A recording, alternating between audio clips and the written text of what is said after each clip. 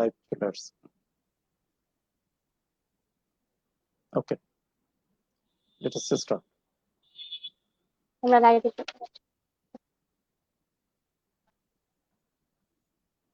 আসসালামু আলাইকুম। আশা করি সবাই ভালো আছেন, সুস্থ আছেন। দেশ এবং দেশের বাহির থেকে যারা সরাসরি আমাদের এই অনুষ্ঠানটি উপভোগ করছেন তাদের সবাইকে জানাই আমাদের আন্তরিক শুভেচ্ছা। ফার্মা নিউজ বিডির পক্ষ থেকে জানাই স্বাগতম।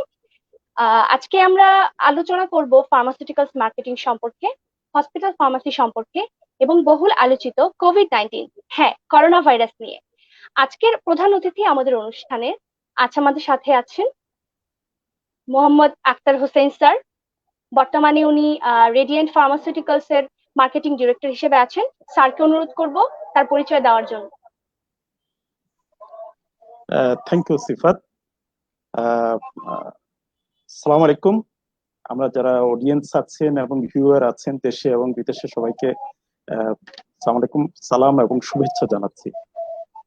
তো আজকে যে প্রথমে যেটা আমার সম্পর্কে বলতে বলা হয়েছে, আমার নাম হচ্ছে মোহাম্মদ আক্তার হোসাইন।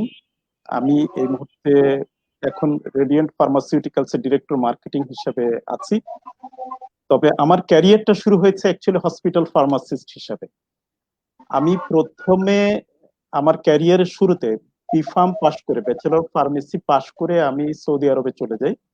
সেখানে কিং ফাহাদ হাসপাতাল, তখনকার যিনি রাজা ছিলেন ওই সময়টাতে, কিং ফাহাদি রাজা ছিলেন, তার নামে একটা হসপিটাল ছিল কিং ফাহাদ হাসপাতাল। সে হাসপাতালে আমি হসপিটাল ফার্মাসিস্ট হিসেবে জয়েন করি। In fact that was fairly a very large hospital, যেখানে সারা পৃথিবী থেকে অনেক ডাক্তার, অনেক ফার্মাসিস্ট, অনেক প্যারামেডিক্স, টেকনিশিয়ান, নার্সেস এবং হেলথ কেয়ার প্রফেশনালস ওখানে কাজ করত। আমরা সেখানে ফার্মাসিস্ট ছিলাম অ্যারাউন্ড 70, এবং সেটা ছিল অন্তত 20 থেকে 30টা দেশের। ডাক্তার ছিল মোর দেন 200, এবং তারাও ছিলেন America, Germany, Britain, France, Australia, বিভিন্ন দেশে।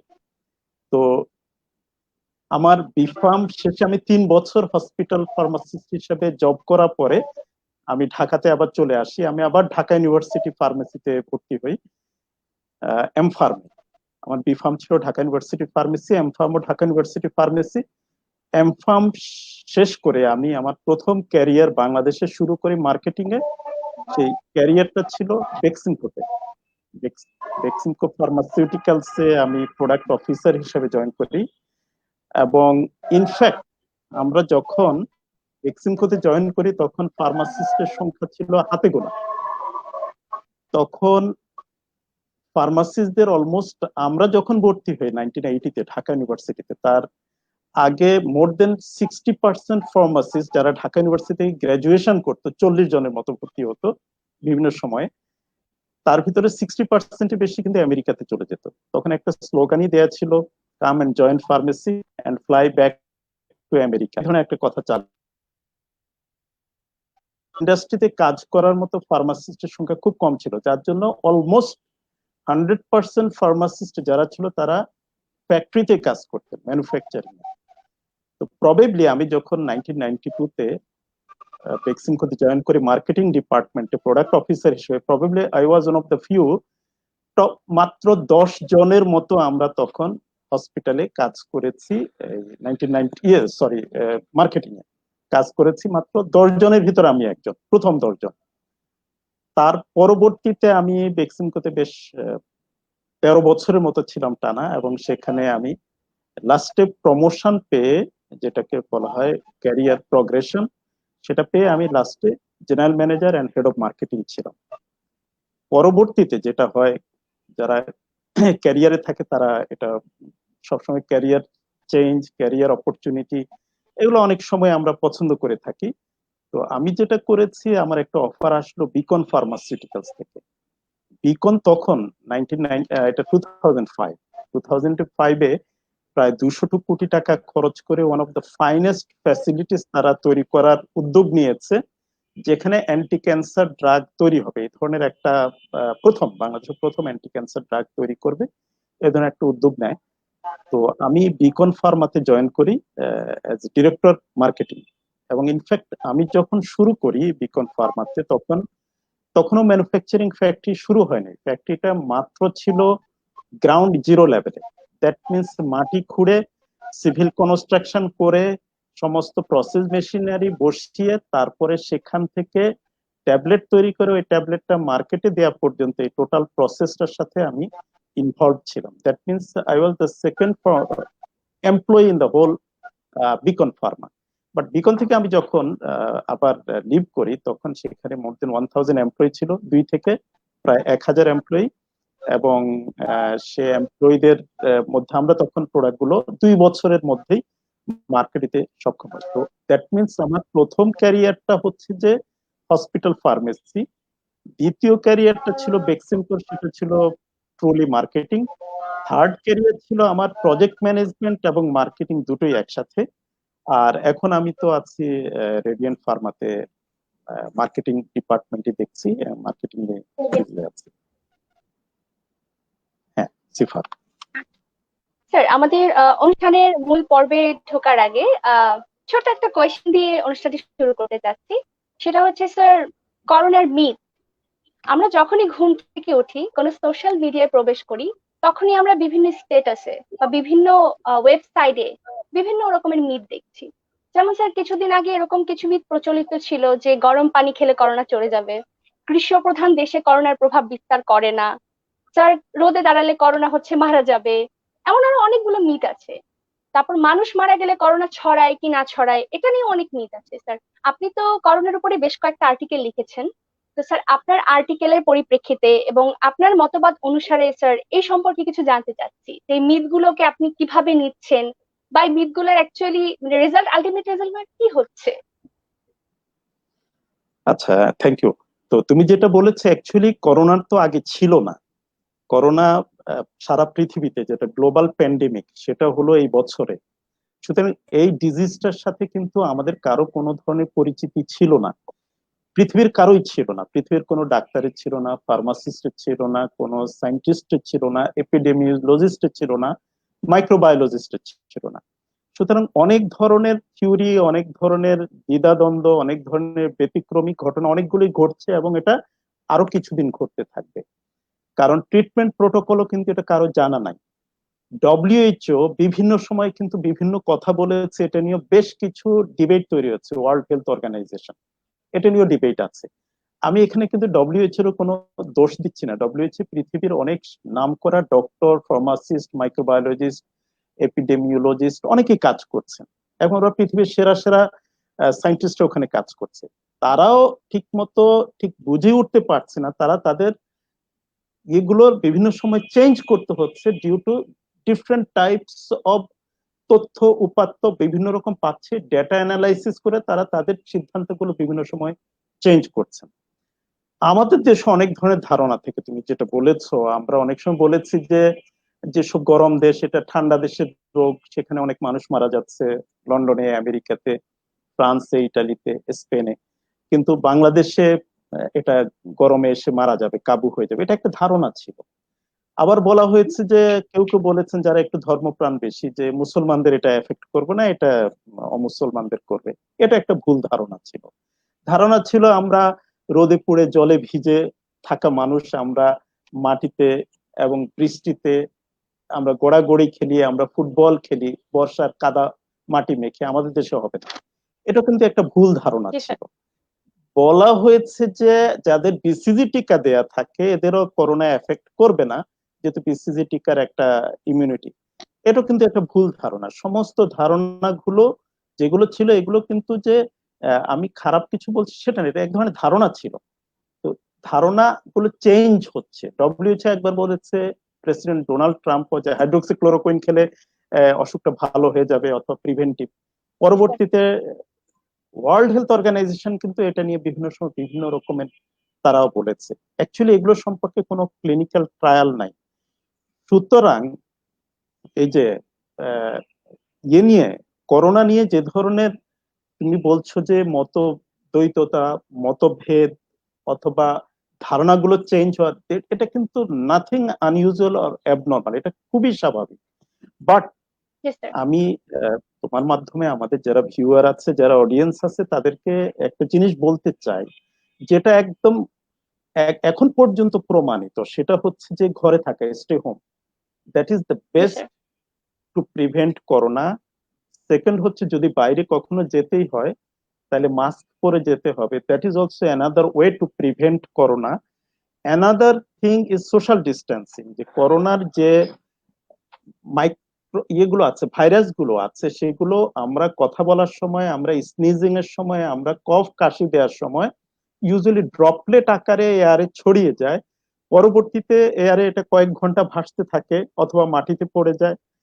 ওই এয়ারের মধ্যে কেউ যদি ঢুকে যায় তাইলে সেও এফেক্টেড হতে পারে। বেসিক্যালি মানে মুখ, নাক এবং চোখের মাধ্যমে কিন্তু এটা শরীরের মধ্যে ঢুকে এই ভাইরাসটা।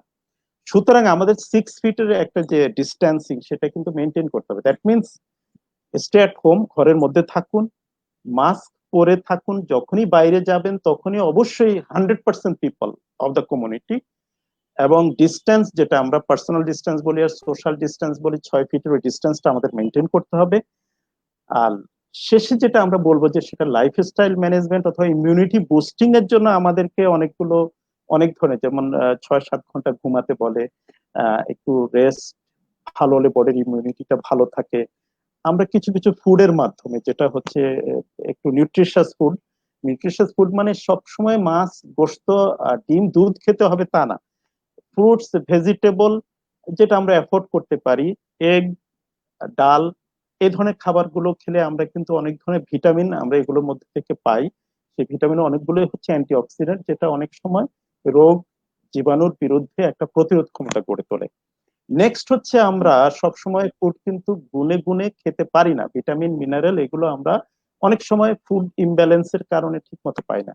সেক্ষেত্রে আমরা যে ফুড সাপ্লিমেন্ট অথবা যে ভিটামিন গুলো বাজারে কিনতে পাওয়া যায়, ট্যাবলেট, ক্যাপসুল অথবা সিরাপ আকারে, যেভাবেই হোক, vitamin A, vitamin B, B complex যেগুলো, vitamin C, vitamin D, vitamin E, এই ধরনের ভিটামিন গুলো, ফলিক অ্যাসিড, জিঙ্ক, এগুলো সবগুলো কিন্তু বডির মধ্যে এক ধরনের ইমিউনিটি তৈরি করে। তার মানে হচ্ছে যে জীবাণুর কন্টাক্টে আসলেও, ভাইরাসের কন্টাক্টে আসলেও আমাদের বডির ইমিউনিটির কারণে আমাদের হোয়াইট ব্লাড সেলস ফ্যাগোসাইটিক আকারে ভাইরাস গুলোকে এনগালফ করে ফেলবে, খেয়ে ফেলবে, গিলে ফেলার পরে সেটা আমার শরীরে হয়তো কোনো ধরনের, আমাদের শরীরে সাইন্স এন্ড সিমটমস যেগুলো সেগুলো শো করবে না।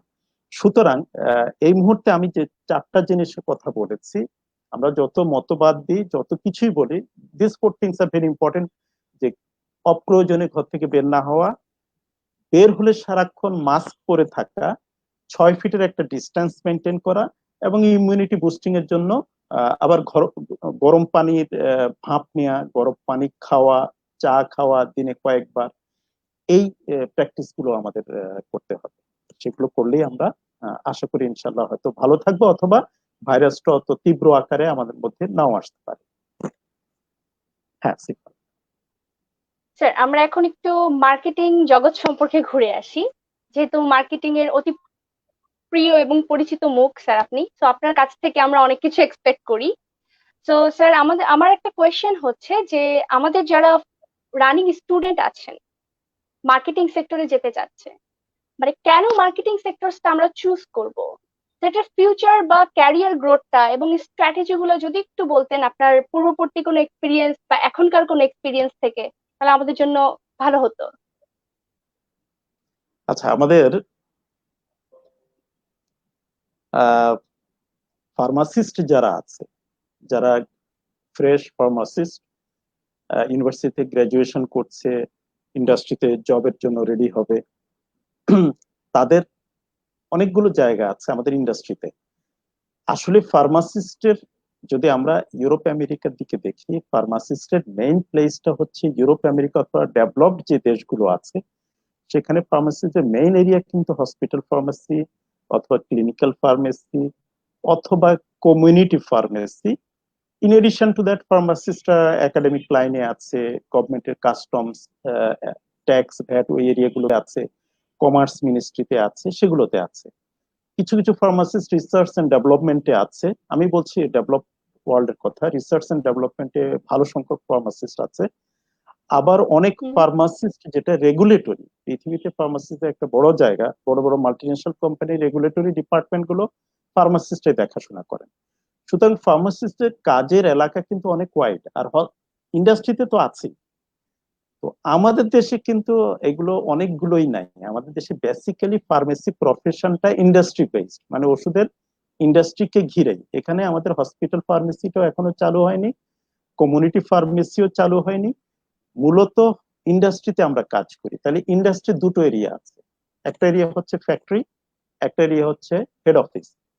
ফ্যাক্টরিতে যদি আমরা যারা কাজ করতে চাই তারা সেখানে, আমি কিন্তু কোনোটাকে খারাপ বলছি না, কোনোটাকে ভালো, সবগুলো ইকুয়ালি ইম্পর্টেন্ট। ফ্যাক্টরিতে production, quality control, quality assurance, dispensing, তারপরে রিসার্চ এন্ড ডেভেলপমেন্ট, এই সমস্ত এলাকাতে একজন ফার্মাসিস্ট সমস্ত ডিপার্টমেন্টে যেতে পারে, এই সবগুলোতেই। আবার সে ইচ্ছা করলে এগুলোর, তাইলে জব লোকেশন হবে বেসিক্যালি ফ্যাক্টরিতে। আর যদি কেউ চায় যে না আমি ফ্যাক্টরি না, আমার ক্যারিয়ারটা আমি মার্কেটিং এ করতে চাই, তাহলে সে মার্কেটিং এ আসতে পারে। মার্কেটিং আবার আমরা দুভাগে ভাগ করি, একটা হচ্ছে ডোমেস্টিক মার্কেটিং আর একটা হচ্ছে ইন্টারন্যাশনাল মার্কেটিং।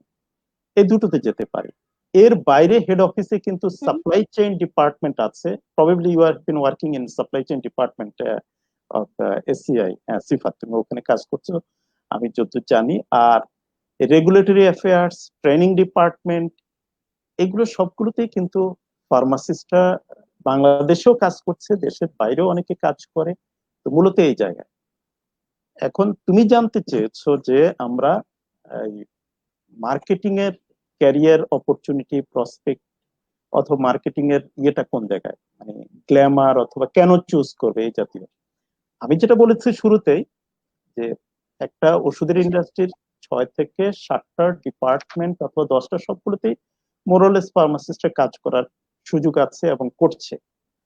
ইনফ্যাক্ট আমাদের দেশের কিছু কিছু ওষুধের ইন্ডাস্ট্রিতে ইভেন তোমার ইয়েতে এই human resource department of pharmacist আছে, বেশ কয়েকটাতে আমি জানি আছে, লিড করছে বেশ কয়েকজন।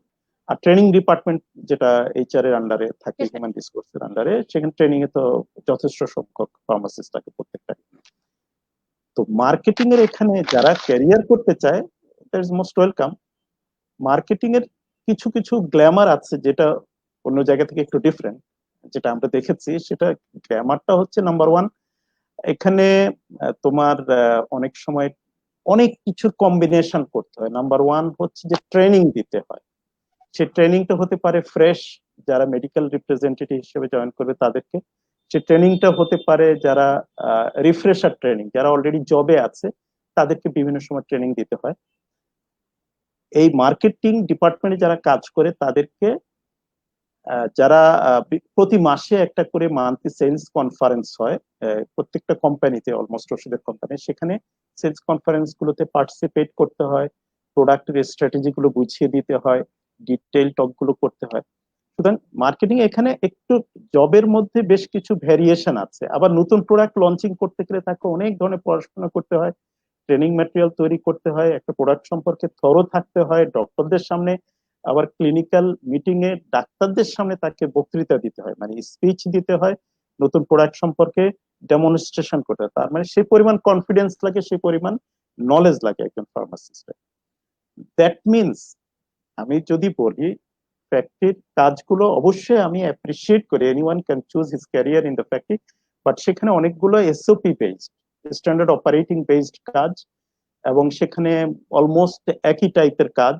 মার্কেটিং এর কাজ কিন্তু একই টাইপের না, মার্কেটিং এর কাজ হচ্ছে ডাইভার্সিফাইড এবং অনেক বেশি ভ্যারিয়েবলস আছে, অনেক বেশি চেঞ্জ আছে। আবার অনেকে জার্নি খুব পছন্দ করে, যে আহ, বিভিন্ন প্রতি মাসে এক এক জায়গায় গিয়ে এক এক জায়গায় ট্যুর করে, সেখানে গিয়ে মান্থলি সেলস কনফারেন্স গুলো অনেকে এটাকে এনজয় করে। আবার ডাক্তারদের সাথে মিশতে হয়, কেমিস্টদের সাথে ভিজিট করতে হয়, এই বিভিন্ন category doctor, chemist, environment and geographic লোকেশনে যে ট্যুর, এটা অনেকে পছন্দ করে। আমার ধরো পার্সোনালি 64টা জেলার মধ্যে almost 60 district I have visited, headquarters তুমি বলতে পারো। প্রায় 500 তোমার উপজেলা অথবা থানা আছে। এই 500 উপজেলা অথবা থানার মধ্যে অ্যাটলিস্ট 350 থানা লেভেল পর্যন্ত আমি গিয়েছি। আর ইউনিয়ন গ্রাম যখন গাড়ি দিয়ে ঘুরতাম তখন যেতে হতো। তো সুতরাং এটা একটা মজার যে আমি অনেক জায়গা চিনি, অনেক জিওগ্রাফিক্যাল লোকেশনে আমার যাওয়ার সুযোগ হয়েছে। মার্কেটিং এর কারণে, যেটা হয়তো আমি ফ্যাক্টরিতে থাকলে এই সুযোগটা আমি পেতাম না।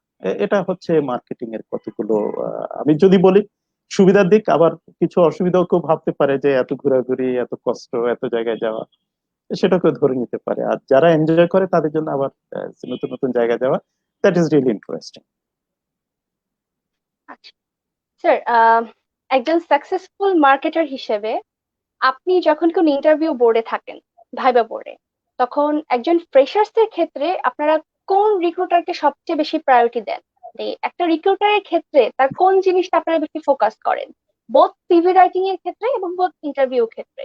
একই কোয়েশ্চেন আমাদের এক্সপিরিয়েন্স এর ক্ষেত্রেও মানে প্রয়োগ হবে, যে আপনি কোন জিনিসটা সবচেয়ে বেশি হচ্ছে প্রায়োরিটি দেন, যে একটা রিক্রুটারের এই ক্রাইটেরিয়া গুলো থাকলে আমরা এই বেসিসে তাকে সিলেক্ট করব, বা যখন সিভি সর্টিং আউট করেন একদম ফার্স্টে প্রাইমারি লেভেলে, তখন কোন জিনিসগুলো দেখে সিভি সর্ট আউট করেন যে না আমরা এই ক্যান্ডিডেটকে ডাকবো বা এই ক্যান্ডিডেট আমাদের জন্য যোগ্য হতে পারে?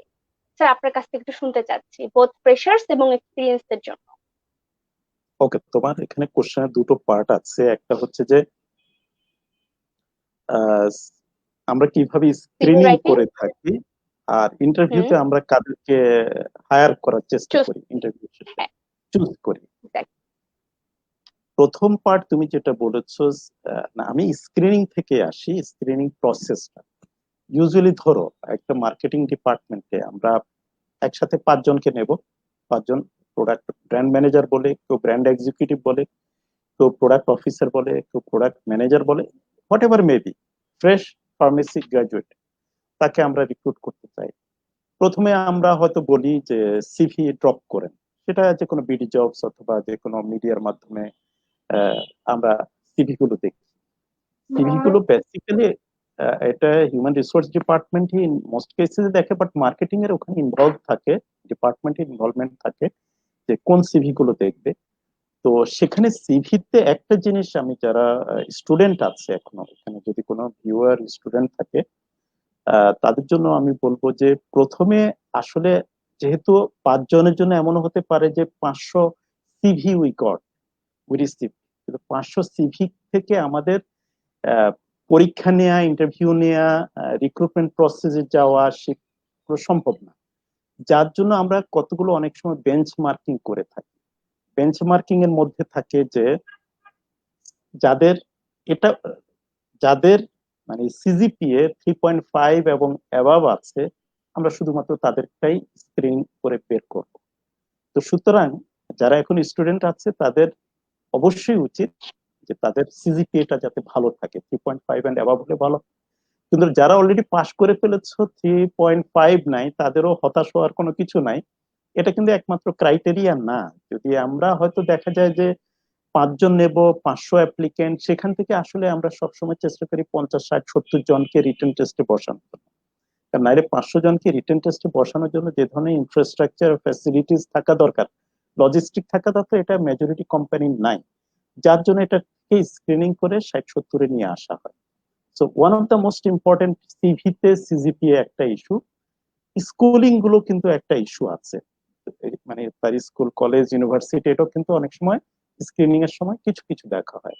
আরেকটা মার্কেটিং বেলা যেটা দেখা হয় সেটা এক্সট্রা কারিকুলার অ্যাক্টিভিটিস, মানে কো কারিকুলার অ্যাক্টিভিটিস আমরা যেটা বলি সেটা, এটা দিয়ে দেখা হয় যে তার একটা লিডারশিপ স্কিল আছে কিনা, তার প্রেজেন্টেশন স্কিল, সফট স্কিল, সেগুলো বোঝা যায়। মানে কো কারিকুলার অ্যাক্টিভিটিস সেটাও আমরা কিন্তু দেখার চেষ্টা করি ওর মধ্যে আছে কিনা। দ্যাট মিনস তার ভলেন্টারি কোনো অ্যাটিটিউড থাকলে আমরা ধরে নিই he will do better, he will perform better in marketing than other department. So এই সব কিছু মিলে হয়তো আমরা 60, 70 জনের একটা প্যানেল তৈরি করে যাদের আমরা একটা রিটেন পরীক্ষা নিই। রিটেন থেকে কিন্তু 5 জনের জন্য এই 70 জনকে আমরা আবার ইন্টারভিউ প্রসেসে নিতে পারবো না। আমরা প্রথম প্রাইমারি একটা ইন্টারভিউতে, এটা কিন্তু আমি একটা জেনারেল কথা বলছি, এটা company to company it may vary, but আমি জেনারেলি বলছি, বাট মোস্ট কেসেস এটাই ঘটে। সেখান থেকে হয়তো 30 জনকে রিটেন পরীক্ষায়, বেস্ট 30 জনকে, এখানে কিন্তু পাস ফেল বলে কিছু নাই, সেখানে হচ্ছে বেস্ট 30 জনকে 75 থেকে কম্পিটিশন। অথবা 20 জনকে, হ্যাঁ কম্পিটিশনে, এটা এমন হতে পারে বেস্ট 30 70% এর অ্যাবাভ হয়ে গেছে অথবা 80% এর অ্যাবাভ হয়ে গেছে। যেটা বিসিএস ও এটা হয়, ব্যাংকের পরীক্ষাগুলো তো এরকম হয়। সেখান থেকে আমরা হয়তো 20 থেকে 30 জনকে প্রাইমারি ইন্টারভিউতে রেখে দিই। প্রথম ইন্টারভিউ থেকে সেখান থেকে আবার স্ক্রিনিং করে 10 থেকে 15 জনকে আমরা ফাইনাল ইন্টারভিউর জন্য রাখি। ফাইনাল ইন্টারভিউ 10 থেকে 15 জন হলে সেই 15 জনকে ফাইনাল ইন্টারভিউ থেকে আমরা হয়তো 5 জনকে নিই। ওকে, এই 5 জনকে, দ্যাট মিনস কতগুলো সিরিজ অফ স্ক্রিনিং প্রসেস পার হয়ে আমরা নেওয়ার চেষ্টা করি। তো এখন আসে যে ইন্টারভিউতে আমরা কাদেরকে নিই। ইন্টারভিউতে সেখানে আমরা অনেক সময়, এটা কোম্পানি টু কোম্পানি ভ্যারি করলো, বাট মেজরিটি যেটা করে সেটা হচ্ছে যে যাদের প্রেজেন্টেশন স্কিলটা ভালো, সফট স্কিল ভালো, কথা বলে ভালো, সুন্দর করে গুছিয়ে গুছিয়ে বলতে পারে, এবং ইংলিশটাও আমরা দেখার চেষ্টা করি যে সে ইংরেজিতে কতটা ভালো ইংরেজিতে বলতে পারে কিনা। আমরা অনেক সময় এক্সটেম্পর নিই যে তুমি দাঁড়িয়ে কথা বলো, ইংরেজিতে বলো, এ ধরনের প্রশ্ন আমরা অনেক সময় করি। মানে ইন্টারভিউ বোর্ডে সে দাঁড়িয়ে ইংরেজিতে একটা স্পিচ দিলে যে কোনো একটা টপিক আমরা যেটা বলে দিই সেটার উপরে, সিলেক্টেড টপিকের উপরে, so that we can understand how is his communication skill. Communication skill এই জন্য প্রয়োজন, তাকে অনেক সময় ডাক্তারের সামনে কিন্তু তাকে প্রেজেন্ট করতে হবে ওষুধ নিয়ে, তাকে অনেক মেডিকেল রিপ্রেজেন্টেটিভদের ফ্রেশ হিসেবে ট্রেনিং দিতে হবে। সুতরাং ভয় ভীতি থাকলে অথবা যদি এখানে কমিউনিকেশন প্রেজেন্টেশন স্কিল যদি ভালো না হয়, তাকে যারা এক্সপিরিয়েন্স স্কিল মেডিকেল তাদেরকে প্রতি মাসেই আহ, তাদেরকে স্ট্র্যাটেজি সম্পর্কে ব্রিফ করতে হবে, নতুন প্রোডাক্ট ইনফরমেশন, নতুন লিটারেচার অথবা সেলস এইডের যে সাইন্টিফিক মেসেজ গুলো বুঝাতে হবে। বুঝাতে গেলে তার এই জিনিসগুলো মানে presentation skill, communication skill, English, plus আমরা কম্পিউটার লিটারেসি, এটা একটু দেখি। কম্পিউটার, স্পেশালি কম্পিউটারে power point presentation and Excel, Microsoft এক্সেলে ভালো কিনা, এই দুটো অনেক বেশি লাগে। এই সমস্ত কিছু একসাথে কম্বাইন করে আমরা যখন মনে হয় যে he might be good for our marketing department, তখন আমরা তাকে মার্কেটিং এ নিই। এবং তার পরবর্তীতে কিন্তু নেওয়ার পরে আমরা কাজ দিই না, আমরা বিভিন্ন রকমের ট্রেনিং দিই। ইন্ডাকশন ট্রেনিং হয়, সেটা প্রায় 1 মাসে ধরে আমাদের কোম্পানিতে। আমরা 1 মাসে একটা ইন্ডাকশন, বিফোর অ্যাসাইনিং হিম এনি জব, তাকে প্রথমে অনেক ধরনের ট্রেনিং দেওয়া হয়। এর মধ্যে সফট স্কিল ট্রেনিং আছে, বিভিন্ন ডিপার্টমেন্টের সাথে ইন্ট্রোডাকশন আছে, তারপরে হচ্ছে যে তাকে সাইন্টিফিক বিভিন্ন জিনিস পড়তে বলা হয়, এবং তাকে হিউম্যান ফিজিওলজি, অ্যানাটমি, মাইক্রোবায়োলজি, ফার্মাকোলজির বিভিন্ন পার্ট, আমাদের অ্যাকশন প্ল্যান থাকে, সাইকেল প্ল্যান থাকে, সেগুলো সম্পর্কে পড়তে বলা হয়। এবং 1 মাসের ভিতরে অনেক সময় আমরা পরীক্ষা নিয়ে থাকি যে তোমাকে এগুলো পড়তে হবে, পরীক্ষা দিতে হবে। If you qualify in the exam then will assign you the brands. বুঝলে, আমরা তখন ব্র্যান্ড গুলো অ্যাসাইন করে তো থাকি। এখানে একটু ইন্টারাপ্ট করি। সেটা হচ্ছে আপনারা ফার্স্টে স্ক্রিনিং এর ক্ষেত্রে বললেন যে সিজিপি এর একটা ব্যারিয়ার থাকে 3.5 আর আপ টু 3.5। তো সেই ক্ষেত্রে ধরেন কোন একটা ক্যান্ডিডেটের সিজিপিএ নেই, বাট সিজিপিএ নেই বলতে I mean not up to mark 3.5, but below 3.5, but she or he has the capabilities, I mean তার এক্সট্রা কারিকুলাম অ্যাক্টিভিটিস ভালো, বা তার ল্যাঙ্গুয়েজ বলেন, স্পিকিং বলেন, বা বুদ্ধিমত্তা বলেন, সবকিছুতে সে ভালো। তো ইন দ্যাট কেস আপনারা কি করেন? না, আমি তোমাকে বলেছি যে CGPA that is one of the criterion, জি ওটা স্যার। একমাত্র না। আমি বলেছি তার কো কারিকুলার অ্যাক্টিভিটিস সম্পর্কে, সেটা আমরা কিন্তু পড়ে দেখি যে সিভির মধ্যে এগুলো আছে কিনা, তার ভলান্টারি কোনো অ্যাক্টিভিটিস আছে কিনা, যেগুলো দিয়ে আমরা জাজ করি যে সিজিপিএ ছাড়াও মার্কেটিং এ কাজ করতে গেলে। সুতরাং 3.5 is not a barrier always. আমরা 3 and above that is also good enough. Okay, তো সুতরাং যাদের 3+ আছে তাদেরও আমরা অনেক সময় রিক্রুট করে থাকি। এমন হতে পারে যে 3.5 অথবা 3.8, they are more qualified to be an academician or a teacher. But এমন হতে পারে যে 3.1 আছে, 2 আছে, he is more vocal and he is more communicative, and bold. He can understand, he can also explain the things well, communicate করতে পারে। তখন আমরা ইনফ্যাক্ট তাকেও নিতে পারি, 3.7 কে নাও নিতে পারি।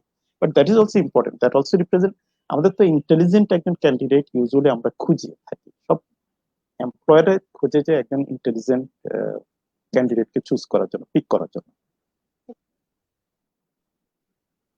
হ্যাঁ, নেক্সট। তো এটা তো ফ্রেশার্সদের ক্ষেত্রে আমাদের গেল। তো এক্সপিরিয়েন্সদের ক্ষেত্রে আপনারা কিভাবে সেটাকে মানে প্রয়োগ করতেছেন স্ক্রিনিং এর ক্ষেত্রে? তুমি বলছো যারা এক্সপেরিয়েন্সড তাদের বেলা? এক্স্যাক্ট, জি স্যার। ইনফ্যাক্ট এক্সপেরিয়েন্সদের বেলাও একই, বুঝতে পারছো? তবে অনেক কোম্পানি, আমি বলি অনেক কোম্পানি কিন্তু ফ্রেশদেরকে ইয়ে করে, এই আহ, বেশি প্রেফার করে। ফ্রেশ এই জন্য প্রিপেয়ার করে। প্রেফার করে এই জন্য যে ফ্রেশ হলে তাদেরকে ওই কোম্পানির নিজস্ব কালচারে কিন্তু গড়ে তোলা যায়। প্রত্যেকটা কোম্পানির নিজস্ব একটা কর্পোরেট কালচার থাকে, কিছু ট্রেন্ড সিস্টেম, করা যায় ইজিলি। তাকে ইজিলি ট্রেন করা যায়। কিন্তু অনেক সময় এক্সপেরিয়েন্সড হলে দেখা যায় যে এরা ডিফারেন্ট কালচারে গ্রুমিংটা হয়েছে হয়তো, তখন এদেরকে যারা বড়, মানে আমি বলছি টপ 20 টপ 15 কোম্পানি অনেকেই কিন্তু ফ্রেশই প্রেফার করে। তার মানে এক্সপেরিয়েন্স নেয় না তা না, তাদেরকে নেওয়া হয় কিন্তু screening procedure the same.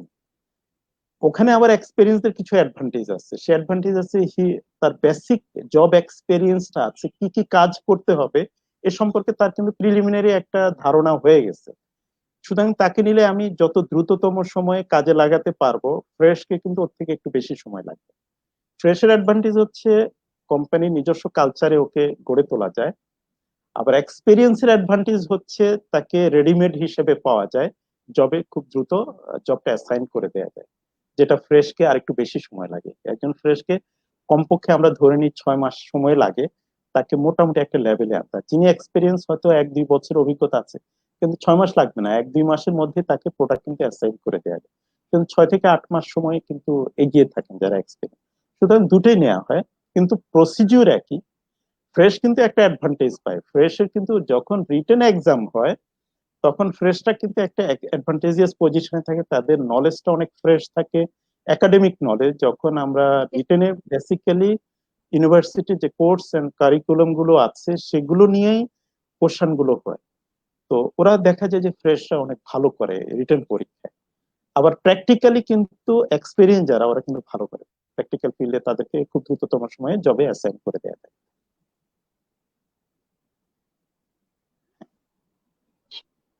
Sir, আমরা জানি যে কোম্পানির বিজনেস বা হেলথ সিস্টেম সেক্টরসে অ্যানালাইসিস করে আমরা যখন কোনো নিউ ডিজিজ দেখতে পাই, যে সাপোজ এখন করোনা ভাইরাস ডিজিজটা খুবই মানে প্যান্ডেমিক আকারে চলছে, তো সেই ক্ষেত্রে আমরা যখন কোনো নিউ ড্রাগস মার্কেটে আনতে চাই, তো মার্কেটিং রিসার্চের ক্ষেত্রে কোন জিনিসগুলো তখন স্যার সবচেয়ে বেশি মাথায় রেখে কাজ করা লাগে? লাইক আমরা এই জিনিসটা কনসার্ন থেকে আমরা সেই ড্রাগটা এইভাবে অ্যাপ্রোচ করব।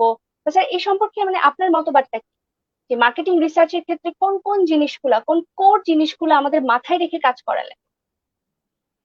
ওকে, অ্যাকচুয়ালি সব কোম্পানিরই যারা মার্কেটিং এ কাজ করে তাদের একটা অবজেক্টিভ থাকে। সেই অবজেক্টিভটা হচ্ছে যে আমি এমন একটা মলিকুল মার্কেটে দেব, নতুন মলিকুল আমার কোম্পানি থেকে। আমি বলছি বাংলাদেশের কনটেক্সটে আমি বলছি, আমি কিন্তু এটা মাল্টি ন্যাশনাল আমেরিকান অথবা ইউরোপের কনটেক্সটে কথাটা বলছি না, বলছি আমাদের বাংলাদেশের কনটেক্সটে। তো সেক্ষেত্রে মেজর যে জায়গাটা দেখা হয় সেটা হচ্ছে যে যে মলিকুলটা আমি নতুন ভাবে মার্কেটে দিতে চাচ্ছি তার market statistics, future market potentiality, current market situation, এই সবগুলো আমরা দেখার চেষ্টা করি। তাইলে আমাদের টুলস কি মার্কেটিং রিসার্চ এর? মার্কেটিং রিসার্চ এর আমাদের দেশে টুলস আছে দুটো, একটা হচ্ছে আইএমএস। তোমরা হয়তো অনেকেই জানো আইএমএস, এটা আমেরিকান, এখন এটার নাম চেঞ্জ হয়ে IQVIA হয়েছে, বাট আইএমএস বলতে আমরা বেশি অভ্যস্ত। সো এটা একটা সুইজারল্যান্ডের কোম্পানি ছিল, এখন আমেরিকায় একটা কোম্পানি এটাকে মার্জার এন্ড অ্যাকুইজিশন করে নিয়েছে, নেয়ার কারণে এটার নাম হয়েছে IQVIA। এই আইএমএস সম্পর্কে আমি ছোট্ট একটু যদি ইন্ট্রোডিউস করি, সেটা হচ্ছে পৃথিবীর মোর দেন 100 কান্ট্রিজে এই আইএমএস বিভিন্ন রকমের ফার্মাসিউটিক্যাল অডিটিং এবং স্ট্যাটিস্টিক্যাল ফিগার গুলো, ডেটা গুলো তারা কালেক্ট করে থাকে। তো আমাদের দেশেও তারা করে। তো এখান থেকে আমরা পেয়ে যাই যে আমরা যেমন বাংলাদেশের বিভিন্ন কোম্পানি যে কে কেমন করছে, তার পজিশন কোথায়, তার র্যাঙ্ক কোথায়, কোন ব্র্যান্ড গুলোতে ভালো করছে, কোন মলিকুল গুলোতে ভালো করছে, এটা কিন্তু জানার আমাদের কোনো সুযোগ নেই আদার দেন আইএমএস। কারণ কেউ তাদের সঠিক ফিগার গুলো সবসময় বলবে না, কারণ এতে অনেকগুলো ফিগারই থাকে কনফিডেন্সিয়াল। সো সেক্ষেত্রে আমরা আইএমএস এর উপর ডিপেন্ড করি। আইএমএস আমাদেরকে, আমরা এটা সাবস্ক্রাইব করি, বছরে তারা 4টা কপি দেয়। আগে হার্ড কপি দিত 4টা, প্রতি কোয়ার্টারে একটা, 3 মাসে একটা কোয়ার্টার, বছরে 4টা কোয়ার্টার, 4টা হার্ড কপি দিত এবং 4টা সফট কপি দিত। বাট রিসেন্টলি তারা হার্ড কপিটা পুরো বন্ধ করে দিয়েছে এবং সফট কপি দিচ্ছে। সেখান থেকে কিন্তু আমরা জানি বাংলাদেশের টপ 20 কোম্পানি কারা আছে, সেখান থেকে আমরা জানি টপ 20 মলিকুল কোনগুলো, আমরা জানি যে কোন মলিকুল গুলো সবচেয়ে বেশি গ্রোথ আছে, কোন কোম্পানি কোন নতুন মলিকুল ইন্ট্রোডিউস করেছে। এই ধরনের বিভিন্ন তথ্য উপাত্ত, স্ট্যাটিস্টিক্যাল ডেটা, যেটা তোমাকে তুমি বলছো যে মার্কেটিং রিসার্চ, এই ইনফরমেশন গুলো কিন্তু আমরা আইএমএস থেকে পেয়ে যাচ্ছি। আবার যদি ইন্টারন্যাশনাল মার্কেটিং এ আমরা যেতে চাই, সেখানে ধরো আমরা ফর এক্সাম্পল আমাদের দেশের বেশিরভাগ কোম্পানি এখন পর্যন্ত এশিয়া, আফ্রিকা, ল্যাটিন আমেরিকার মধ্যে মেজর ইন্টারন্যাশনাল বিজনেসটা লিমিটেড। ইউরোপ আমেরিকাতে এখনো আমাদের সেই অ্যাক্টিভিটিস গুলো বেশ কম। যেটাই হোক, ফর এক্সাম্পল আমি বলছি যে আমি কেনিয়াতে মার্কেট করবো, তাহলে কেনিয়ার মার্কেট সাইজটা কত, কেনিয়াতে কোন প্রোডাক্ট গুলো বেশি চলে, কেনিয়াতে ডক্টর হ্যাবিট কি, বেস্ট মলিকুল কোনটা, টপ 20 কম্পিটিটর কারা, টপ 20 মলিকুল কোনগুলো, এগুলো কিন্তু কেনিয়ান মার্কেটের আইএমএস ফিগার থেকে আমরা এটা পাই। আইএমএস থেকে এটা আমরা ইচ্ছা করলে সাবস্ক্রাইব করতে পারি। ওকে, এখন বাংলাদেশে আসো। বাংলাদেশে তোমার প্রশ্নটা ছিল যে আমরা কিভাবে নতুন প্রোডাক্টের প্ল্যান করি মার্কেটিং রিসার্চ করে। তো একটা আমাদের স্ট্যাটিস্টিক্যাল ফিগার অথবা মার্কেটিং রিসার্চ টুল হচ্ছে আইএমএস, সেটা একটা, সেখান থেকে আমরা কিছু ইনফরমেশন পাই। আরেকটা সেটা হচ্ছে 4P। এটা সম্পর্কে যারা অলরেডি ইন্ডাস্ট্রিতে চাকরি করে তারা খুব ভালো করে জানে, আর যারা ফ্রেশ তারাও জানতে পারে। 4P এটা কিন্তু বাংলাদেশে একটা প্রেসক্রিপশন অডিটিং কোম্পানি, এটা কিন্তু আমেরিকান না, বাংলাদেশি। বাট এটা যিনি ফাউন্ডার উনিও কিন্তু একজন pharmacist, Dhaka university pharmacy department থেকে উনি পড়াশোনা করেছেন, এমফার্ম করেছেন, বিফার্ম করেছেন এবং আইবিএ থেকে এমবিএ করেছেন। পরে উনি নিজস্ব একটা এন্টারপ্রেনার হিসেবে 4P লঞ্চ করেছেন। বেসিক্যালি এখানে ডক্টরদের প্রেসক্রিপশনটাকে অ্যানালাইসিস করা হয়, ডক্টররা কোন মলিকুলটা বেশি প্রেসক্রাইব করছেন, কোনটার দিকে ঝোঁকটা বেশি, কোনটা প্রেসক্রিপশন কমে গেছে। দ্যাট মিনস মার্কেটিং রিসার্চ করতে গেলে আমরা এই যে সেকেন্ডারি দুটো ডেটা অথবা স্ট্যাটিস্টিক্যাল ফিগার, একটা হচ্ছে আইএমএস এর কিছু ডেটা, আর একটা হচ্ছে যে কিছু ডেটা, দুটো একসাথে মিলিয়ে আমরা একটা সিদ্ধান্ত আসি যে নেক্সট আমাদের probably this will be a very good candidate to be introduce, এই মলিকুলটা আমরা লঞ্চ করতে পারি। একটা জিনিস আমি আমাদের যারা ভিউয়ার, ফার্মাসিস্ট এন্ড অডিয়েন্স যারা আছে তাদের জন্য বলছি, আমাদের দেশে কিন্তু আরো 20 বছর আগে টোটাল মার্কেটের অলমোস্ট 35% ছিল antibiotic use. 35% antibiotic and antifungal এই টাইপের ওষুধগুলো ছিল। মানে 100 কোটি টাকার ওষুধ কনজিউম হলে 35 কোটি টাকায় হতো অ্যান্টিফাঙ্গাল এবং অ্যান্টিমাইক্রোবায়াল। বাট ওই সিনারিওটা কিন্তু এখন চেঞ্জ হয়ে গেছে, এখন এটা চলে আসছে প্রায় 17%। দ্যাট মিনস অ্যান্টিবায়োটিক, অ্যান্টিফাঙ্গাল এগুলো ইউজ করা হয় মূলত কমিউনিকেবল ডিজিজে। কমিউনিকেবল ডিজিজ মানে ইনফেকশাস ডিজিজ, মানে হচ্ছে যে ডায়রিয়া, ডিসেন্ট্রি অথবা ইনফেকশন, এগুলোতে। তো আমাদের দেশের সিনারিও কিন্তু চেঞ্জ হয়ে 35 থেকে 17তে চলে আসছে। That means communicable disease, diarrhoea, dysentery, jaundice এই টাইপের ডিজিজ যেগুলো, সেগুলো কিন্তু কমে যাচ্ছে। ভাইরাল ডিজিজ, এখন যে global pandemic, that is unusual একটা সিচুয়েশন, এইরকম ইউজুয়ালি হয় না। কিন্তু মার্কেটটা শিফট করে যাচ্ছে তোমার, আমরা এটা বলি নন কমিউনিকেবল ডিজিজ।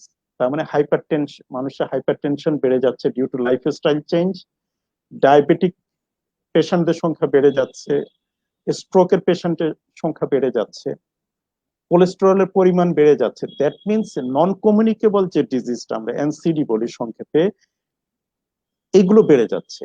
এগুলো বাড়ার কারণে এখন আমাদের যারা আছি, আমাদের মার্কেটিয়ারদেরকেও স্ট্র্যাটেজি ওইভাবেই তৈরি করতে হয়।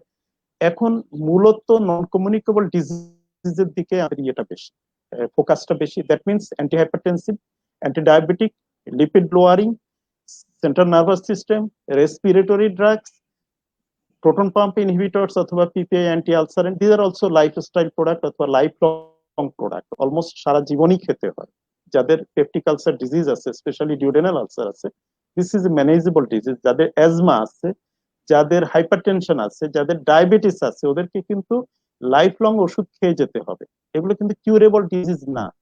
ইনফেকশন হলে দ্যাট ইজ কিউরেবল, 7 দিন 10 দিন আমরা অ্যান্টিবায়োটিক খেলে কিউর হয়ে যায়, অ্যান্টিবায়োটিক খাওয়া শেষ। কিন্তু যখন আমরা অ্যাজমা থাকবে তাকে লাইফ লং ওষুধ খেয়ে যেতে হবে। সুতরাং নন কমিউনিকেবল ডিজিজের জন্য যে ড্রাগ গুলো আছে সেগুলোর দিকে ইউজুয়ালি মার্কেটিং ডিপার্টমেন্টের ফোকাস কম্পারেটিভলি বেশি থাকে।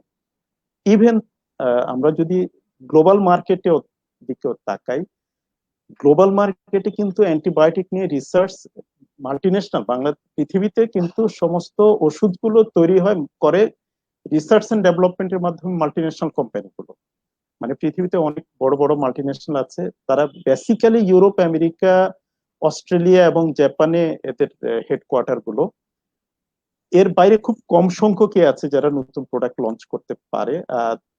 আমাদের যারা অডিয়েন্স আছে ফার্মাসিস্ট, তাদের জন্য আমি বলছি একটা নতুন মলিকুল পৃথিবীতে আনার জন্য কমপক্ষে 8 থেকে 12 বছর সময় লাগে। প্রায় 12,000 থেকে 15,000 কোটি টাকা খরচ হয়।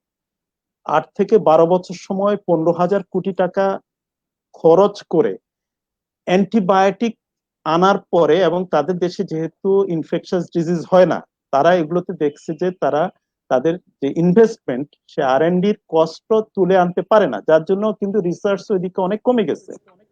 এই জন্য আমরা অনেক ওয়ার্ল্ড হেলথ অর্গানাইজেশন এবং আমরাও যারা ফার্মাসিস্ট আছি, যারা ডাক্তার আছি, আমরা সবসময় বলি যে অ্যান্টিবায়োটিকের যাতে রেশনাল ইউজ হয়, যাতে অ্যান্টিবায়োটিক নতুন আসছে না, পুরোনো অ্যান্টিবায়োটিকের প্রতি জীবাণুগুলো রেজিস্ট্যান্স হয়ে যাচ্ছে, ফিউচারে হয়তো টাইফয়েড অথবা নিউমোনিয়া এগুলোতে অনেক লোক মারা যাবে, ইভেন ইউরিনারি ট্র্যাক্ট ইনফেকশনও মারা যেতে পারে। আমরা কিছুদিন আগে ফেসবুকে একটা ছোট বাচ্চা, 3 বছরের একটা বাচ্চার ইউরিনারি ট্র্যাক্ট ইনফেকশনের রিপোর্টকে ভাইরাল হতে দেখেছি। সেখানে দেখা গেছে যে অ্যারাউন্ড 15টা অ্যান্টিবায়োটিক ইউরিনারি ট্র্যাক্ট ইনফেকশনে কালচার সেন্সিটিভিটি করে দেখা গেল যে 15টাই অলমোস্ট রেজিস্ট্যান্ট, তাহলে ওই পেশেন্ট তো মারা যাবে ইউটিআই তে। নতুন অ্যান্টিবায়োটিক যদি না আসে, তার মানে আমাদের অ্যান্টিবায়োটিকের ইউজের ক্ষেত্রে খুব রেশনাল হতে হবে, খুব লজিক্যাল হতে হবে। সেটা নিয়ে কিন্তু মাল্টিন্যাশনাল কোম্পানিগুলো, যেহেতু তাদের দেশে এখন ক্যান্সার এবং নন কমিউনিকেবল ডিজিজ, হাইপারটেনশন এবং অন্যান্য ডিজিজে লোক অনেক বেশি মারা যাচ্ছে, তাদের রিসার্চ গুলো বেসিক্যালি ওইদিকে ফোকাস, তাদের রিসার্চ গুলো কিন্তু ইয়েতে ফোকাস না, এই কমিউনিকেবল ডিজিজে না, ইনফেকশাস ডিজিজ না। সুতরাং অ্যান্টিবায়োটিকের ইউজটা খুব লিমিটেড রাখতে হবে, এবং আমাদেরও যেহেতু মার্কেটটা শিফট করে যাচ্ছে যে থেকে এই ইনফেকশাস ডিজিজ থেকে আমরা শিফট করে চলে আসতেছি এখন অ্যান্টি হাইপারটেনসিভ, এবং এই দিকটাতে অ্যান্টিবায়োটিক যখন 35% ছিল মার্কেট শেয়ার, এটা নেমে আসছে 17%। তো আমাদেরও মার্কেটিয়ারদের ওইভাবে আমাদের স্ট্র্যাটেজি গুলোকে ঠিক করে নিতে হচ্ছে। তো এখানে আমি দুটো কথা বলতে চাই, এক হচ্ছে ফিউচারে আমরা নতুন প্রোডাক্ট লঞ্চ করতে চাইলে আমরা বেসিক্যালি মার্কেটের নিড, মার্কেটের ডিমান্ড, ডক্টরের প্রেসক্রিপশন, এই জিনিসগুলোকে আমরা দেখার চেষ্টা করি, এবং সেখান থেকেই আমরা প্রোডাক্ট গুলো দেওয়ার চেষ্টা করে থাকি। স্যার, এই মার্কেটিং এর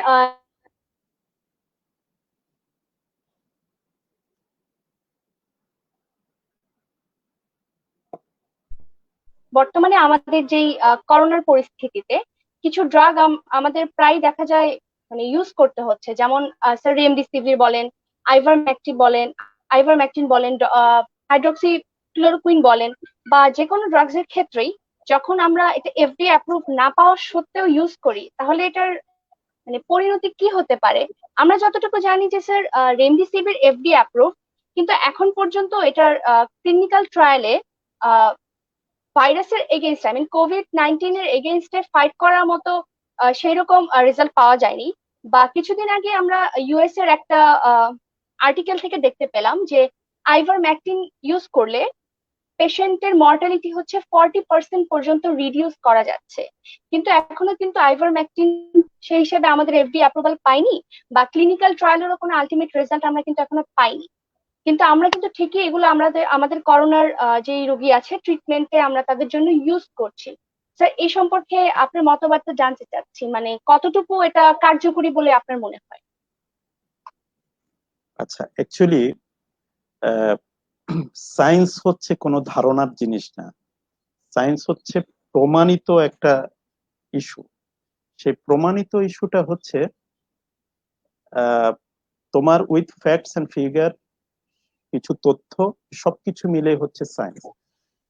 তুমি যে কথাগুলো বলেছো যে রেমডেসিভির অথবা ফ্যাভিপিরাভির অথবা হাইড্রোক্সিক্লোরোকুইন অথবা আইভারমেকটিন, এই সবগুলো ওষুধই কিন্তু আমি একটু আগে যেটা বলেছি যে সবগুলো ওষুধই অন্য ইন্ডিকেশনে, অন্য বিভিন্ন ধরনের ইন্ডিকেশনে এগুলো ব্যবহার হচ্ছে। এগুলো কিন্তু ওই 8, 10, 12 বছর ধরে রিসার্চ করে ওই ইন্ডিকেশন গুলোর জন্য সেগুলো এফডিএ এগুলোকে অ্যাপ্রুভ করেছে এবং সেগুলো ওয়ার্ল্ডের বিভিন্ন দেশে ব্যবহৃত হচ্ছে। দ্যাট মিনস এগুলোর সেফটি প্রোফাইল মোটামুটি ওই ইন্ডিকেশনের জন্য that is known, that is proven, এবং সেজন্য সেগুলো এফডিএ এগুলো অলমোস্ট সবগুলোকেই অ্যাপ্রুভ করেছে অন্য ইন্ডিকেশনে। যেমন রেমডেসিভির, এটা একটা অ্যান্টিভাইরাল ড্রাগ, নট ফর ইয়ে। আর আমি যেটা বলেছি যে আমাদের যে গ্লোবাল প্যান্ডেমিক এখন যেটা হয়েছে, সেই গ্লোবাল প্যান্ডেমিকটা নতুন, সবার জন্য নতুন। ওয়ার্ল্ড হেলথ অর্গানাইজেশন, এফডিএ অথবা জাপানের এফডিএ, আমাদের এফডিএ এর জন্য এই সবগুলোই হচ্ছে একদম এই সিচুয়েশনটাই নতুন।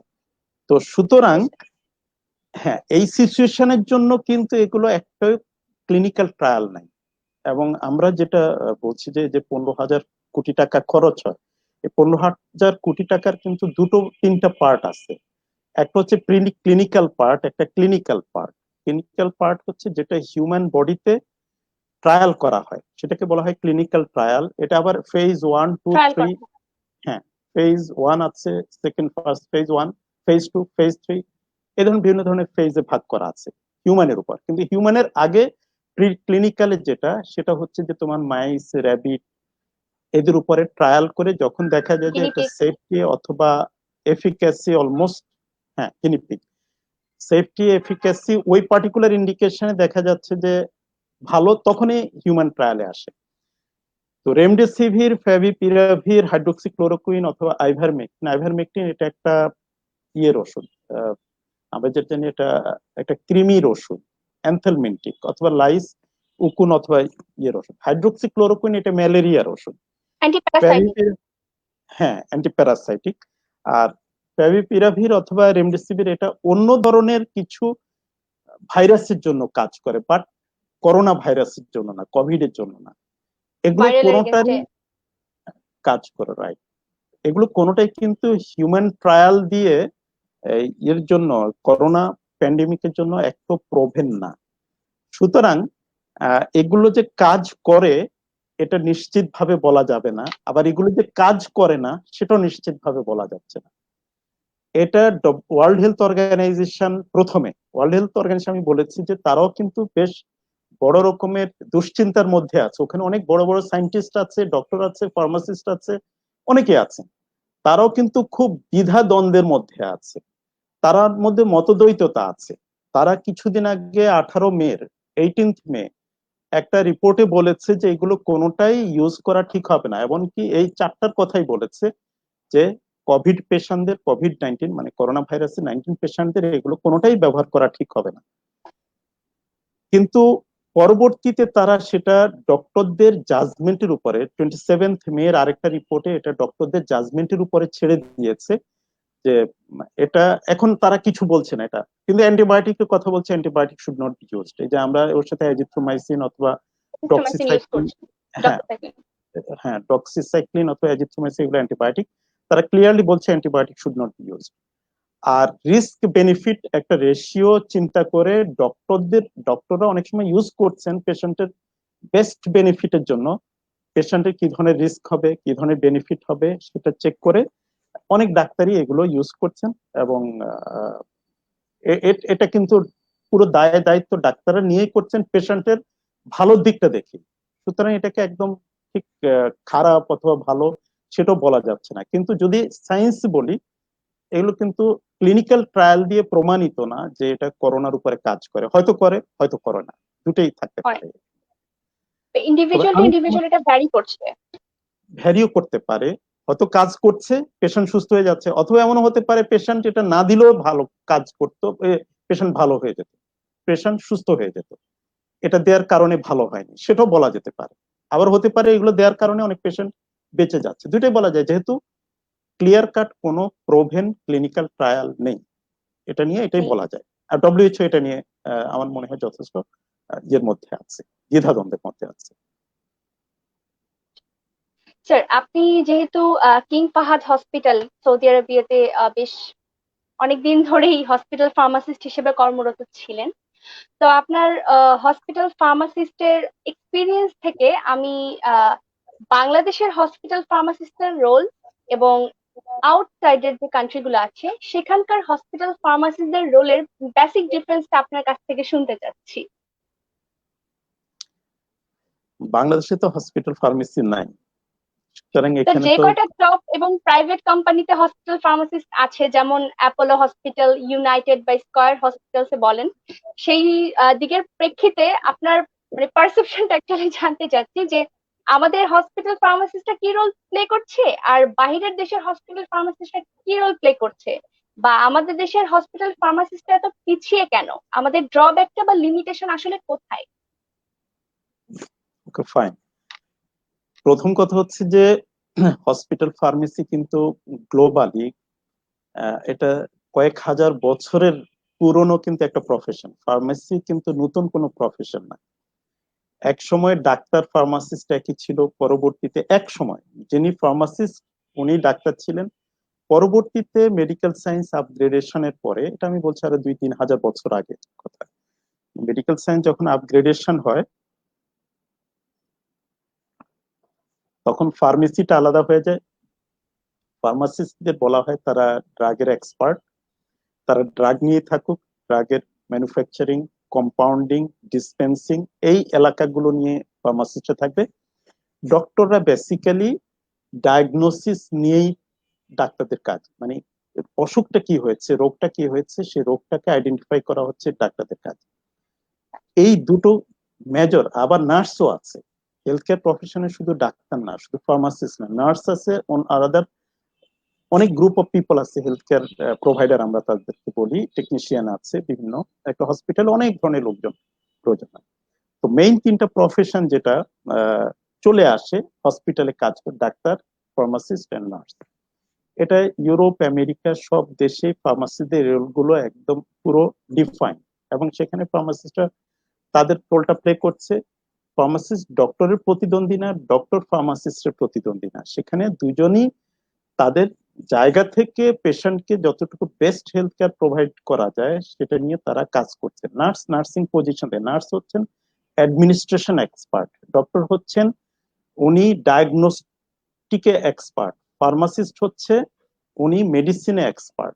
তাইলে একজন ডায়াগনোসিসে এক্সপার্ট, একজন মেডিসিনে এক্সপার্ট, একজন অ্যাডমিনিস্ট্রেশন এক্সপার্ট, তিন এক্সপার্ট যদি একসাথে হয়, এই তিনজনের রোল সাথে অন্যদেরও আছে, তাইলে একজন পেশেন্ট সবচেয়ে ভালো তার সার্ভিসটা পেতে পারে, হেলথ কেয়ারটা সবচেয়ে ভালো হয়। তা আমাদের এখানে যে প্রবলেমটা হয়েছে, এখানে আমাদের হসপিটালগুলোতে, আমাদের দেশের কনটেক্সটে আমাদের ডক্টর আছে, নার্সও আছে, বাট সার্ভিসটা কিন্তু ইউরোপ আমেরিকার মতো অত স্ট্যান্ডার্ড হয়নি। আর ফার্মেসি, হসপিটাল ফার্মেসি প্রফেশনটা ইন ওয়ান সেন্স, আমি যদি গভর্নমেন্ট সেক্টরটাই মেইন, একটা দুটো হসপিটালের কথা বলে আসলে খুব বেশি আহ, লাভ নেই। সেখানে জি স্যার, গভর্নমেন্ট যেখানে বাকি হু এর প্রায় গাইডলাইন অনুসারে যতটুকু আমরা জানি যে প্রায় 25 জন পেশেন্টের এগেনস্টে আমাদের একজন ফার্মাসিস্ট রাখা উচিত, কিন্তু সেই হিসেবে কিন্তু আমাদের দেশে সেই ইমপ্লিমেন্টেশনটা হচ্ছে না। তো ফার্মাসিস্টের রোলটা তো এখানে প্লে করতে পারছে না, কোথাও না। পেশেন্টের ভালো হেলথ কেয়ার প্রোভাইডিং এর জন্য ফার্মাসিস্টের রোলটা আমাদের দেশ প্লে করতে দেওয়া উচিত। আমি অনেকগুলো জায়গাতে গেছি, অনেকগুলো দেশে গিয়েছি, যেমন আমাদের কাছে, খুব কাছে, সেটা হচ্ছে যে মালয়েশিয়া, অলমোস্ট আমাদের এশিয়ার মধ্যে আমাদের একই কালচার।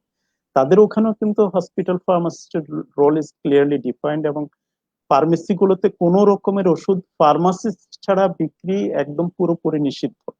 আর আমাদের এখানে আমরা যেটা দেখেছি ফেসবুকের মাধ্যমে করোনা আসার পরে, যে ডক্সিসাইক্লিন, তারপর আইভারমিকটিন, হাইড্রোক্সিক্লোরোকুইন অথবা অ্যাজিথ্রোমাইসিন অনেক পেশেন্ট নিজেরা নিজেরা কিনে নিয়ে ওষুধের দোকান থেকে, ফার্মেসি থেকে নিয়ে নিজেরাই খাওয়া শুরু করেছেন অথবা ঘরে কিনে রেখে দিয়েছেন। এটা কিন্তু পৃথিবীর কোনো দেশে, এই মেজরিটি দেশে, আমাদের এই অল্প কয়েকটা দেশ ছাড়া, মানে যেটা এশিয়া আফ্রিকার হয়তো অল্প কিছু দেশ ছাড়া, ইভেন আমি কেনিয়াতে গিয়েছি, উগান্ডাতে গিয়েছি, সেখানে কিন্তু সার্ভিস গুলো ডিফাইন। ফার্মাসিস্ট ছাড়া এই ওষুধগুলো ডিসপেন্স করতে পারবে না, ডক্টরের প্রেসক্রিপশন ছাড়া ওষুধগুলো ডিসপেন্স করতে পারবে না। তো আমাদের দেশে তো এটা হয় নাই। তুমি আরেকটা জিনিস যেটা জানতে চাচ্ছ যে ফার্মাসিস্টদের রোল কি হওয়া উচিত, অথবা সৌদিতে আমি কাজ করেছি সেখানে রোল কি ছিল, সে নিয়ে বেসিক্যালি আমাদের চারটা রোল ছিল।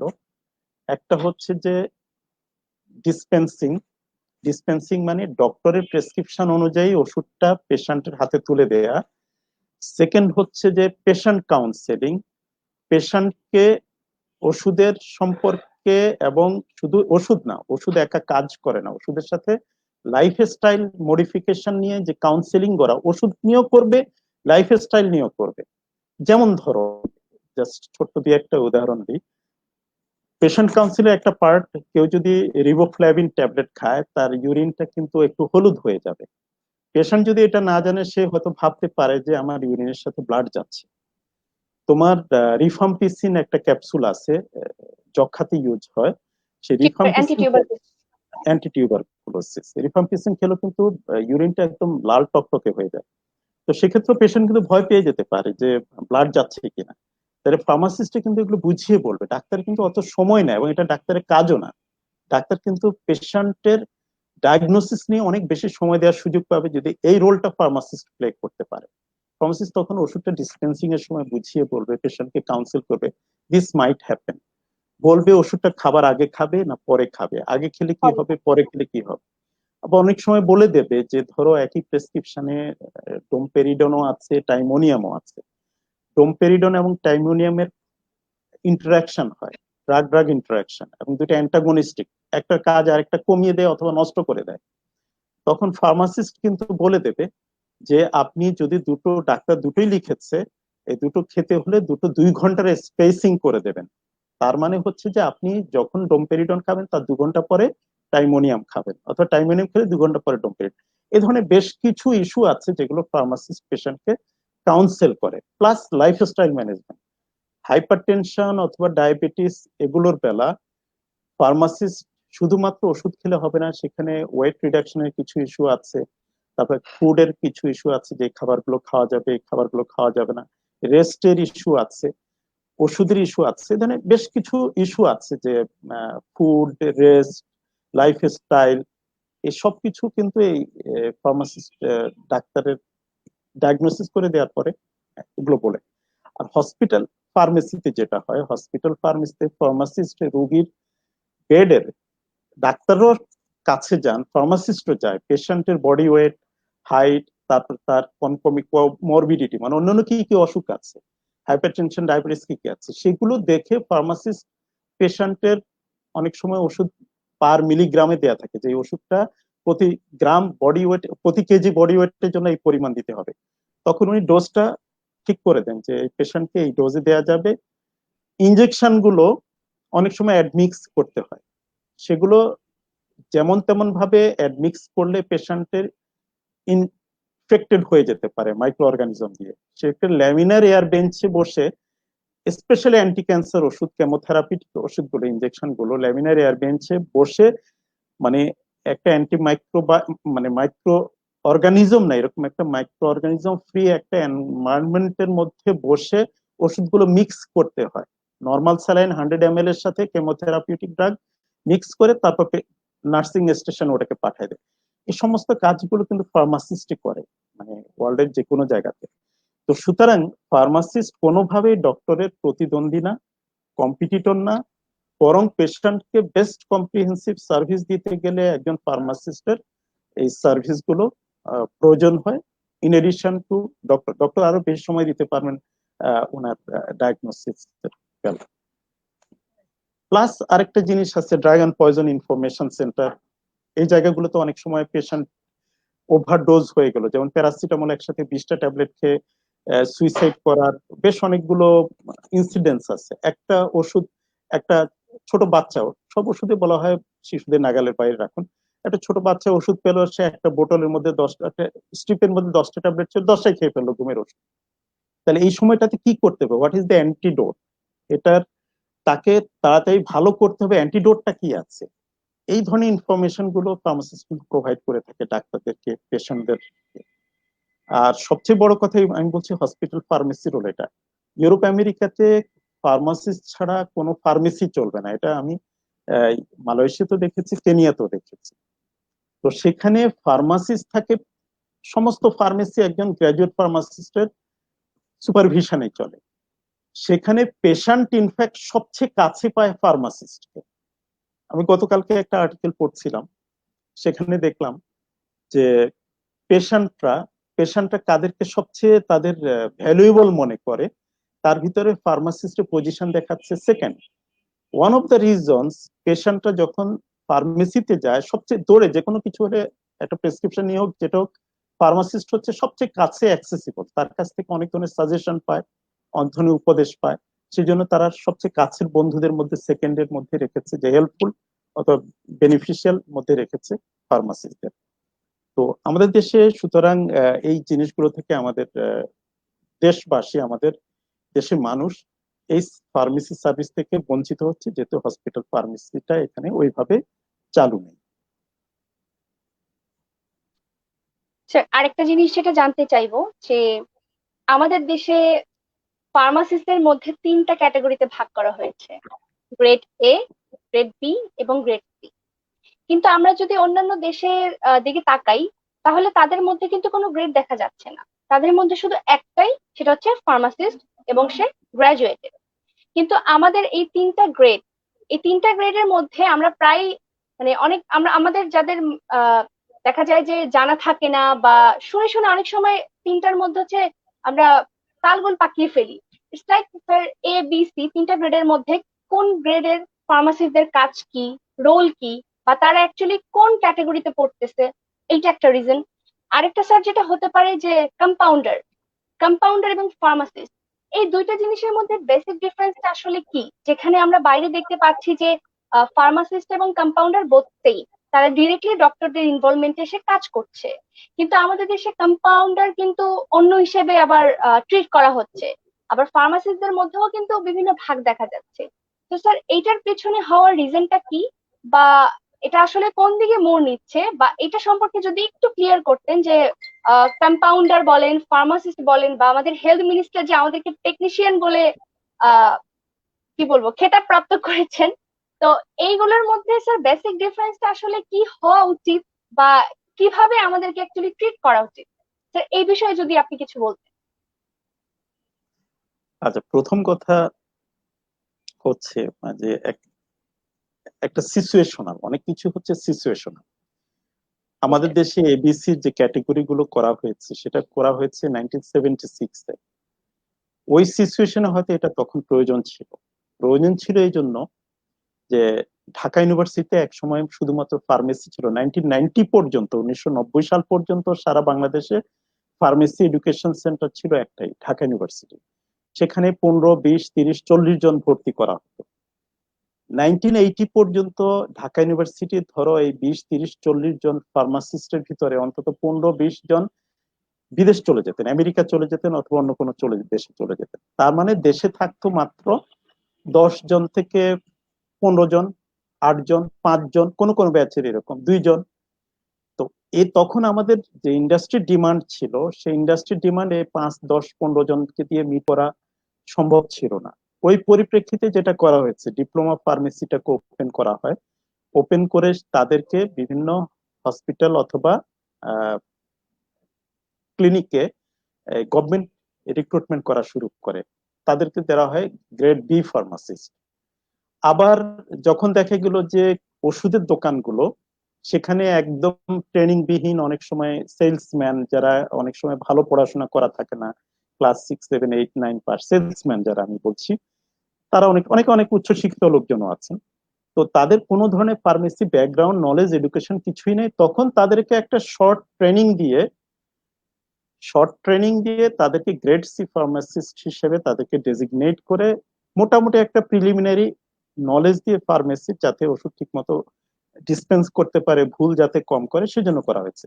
ওটা ছিল একটা সিচুয়েশনের কারণে, তখন ফার্মাসিস্ট ছিল না, 5, 10, 15 জন ছিল, তাদেরকে দিয়ে ইন্ডাস্ট্রি অকুপাই করে ফেলতো, অন্য কোথাও যাওয়ার সুযোগ ছিল না। কিন্তু আমি এখনকার কনটেক্সট আবার একটু ডিফারেন্ট। এই কনটেক্সটটা হচ্ছে আমাদের দেশে এখন প্রায় 42 ইউনিভার্সিটিতে ফার্মেসি কোর্স অ্যান্ড কারিকুলামটা আছে। 42 ইউনিভার্সিটি থেকে কমপক্ষে তোমার প্রতি বছরে 2500 গ্রাজুয়েট ফার্মাসিস্ট বের হচ্ছে। এবং এখন বিদেশ যাওয়ার যে সম্ভাবনাগুলো সেটা কিন্তু কমে গেছে। তার মানে আমরা দেশের মধ্যেই প্রায় 2000-এর বেশি ফার্মাসিস্টকে প্রতি বছর আমরা আমাদের গ্রাজুয়েট হয়ে বের হচ্ছে। সুতরাং আমাদের এখন সাফিসিয়েন্ট নাম্বার অফ ফার্মাসিস্ট দেশে আছে।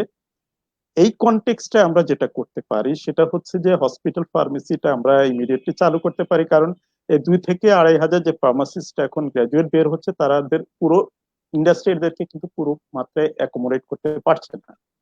আর শুধু ফার্মেসি জবের নিডের জন্য আমরা বলছি না, আমরা বলছি এটা এই জন্য যে যেহেতু এখন আমাদের হাতে সাফিসিয়েন্ট নাম্বার আছে, সেক্ষেত্রে এখন আমাদেরকে হসপিটাল ফার্মেসিতে গেলে পেশেন্ট যদি ফার্মাসিস্ট আমরা নিয়োগ করি, পেশেন্টরা তাদের যে ডিউ সার্ভিস, ডক্টরের ডায়াগনোসিস, ফার্মাসিস্টের ওষুধের যে এক্সপার্টাইজ, এই দুটো জিনিস পেলে তাদের জন্য অনেক বেশি ভালো হবে। পেশেন্ট একটা কম্প্রিহেন্সিভ, একটা গুড, একটা কোয়ালিটি হেলথ কেয়ার সার্ভিস ওখান থেকে পাবে।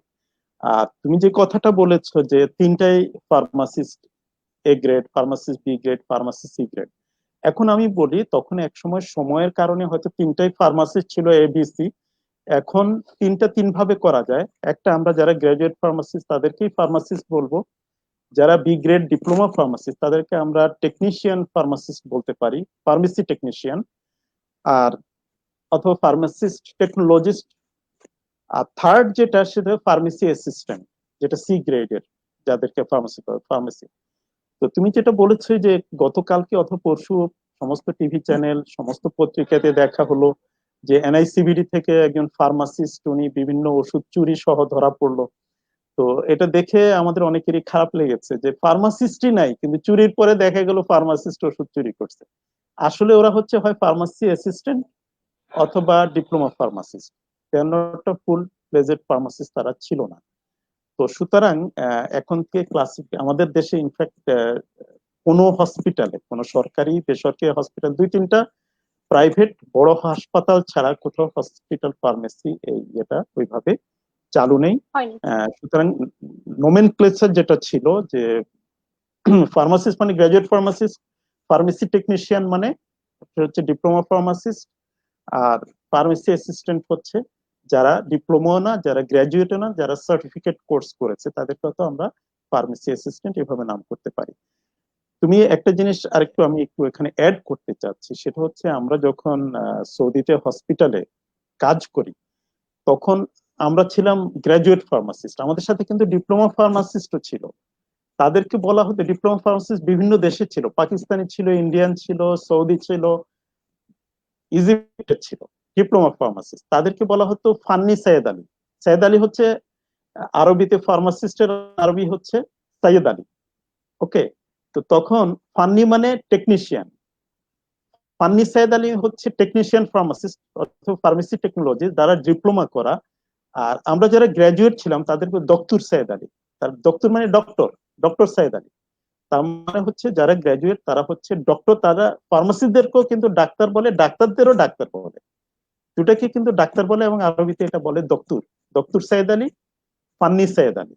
তার মানে ওখানে কিন্তু ক্লাসিফিকেশনটা করা আছে। আমি এটা তোমাকে আর 30 বছর আগের কথা বলছি, 30 বছর আগেই তারা কিন্তু এই ইয়েগুলো সৌদিতেই ছিল। এখন তো আরো পৃথিবী অনেক আগাইছে, অনেক ডেভেলপ হয়েছে।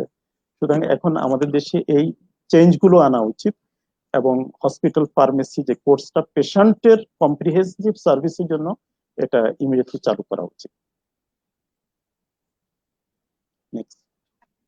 স্যার আরেকটা জিনিস যেটা মার্কেটিং সেক্টর থেকে একটা জিনিস একটু স্কিপ হয়ে গিয়েছে, যেটা জানার ছিল, সেটা হচ্ছে স্যার একজন মার্কেটিং প্রোডাক্ট এক্সিকিউটিভ এবং স্যার একজন মার্কেটিং ডিরেক্টর লাইক ইউ, দুজনের কে রেসপন্সিবিলিটিসটা অ্যাকচুয়ালি কি হওয়া উচিত? দুজনে কিন্তু মার্কেটিং এ কাজ করছেন, বাট দুইজনের রেসপন্সিবিলিটি কিন্তু অবশ্যই ভিন্ন। মটো এক হলেও রেসপন্সিবিলিটি কিছুটা হলেও ভিন্ন। তো স্যার আমি কি রেসপন্সিবিলিটিসটা একটু তুলে ধরার জন্য আপনাকে অনুরোধ করছি যে একজন এক্সিকিউটিভ হিসেবে তার কি কি রোল বা রেসপন্সিবিলিটি প্লে করা উচিত, একজন ডিরেক্টর হিসেবে কি কি রোল বা রেসপন্সিবিলিটি প্লে করা উচিত? আচ্ছা, তোমার এটার উত্তরটা হচ্ছে, যিনি ডিরেক্টর আছেন উনি কিন্তু সারা জীবন ডিরেক্টর থাকবেন না।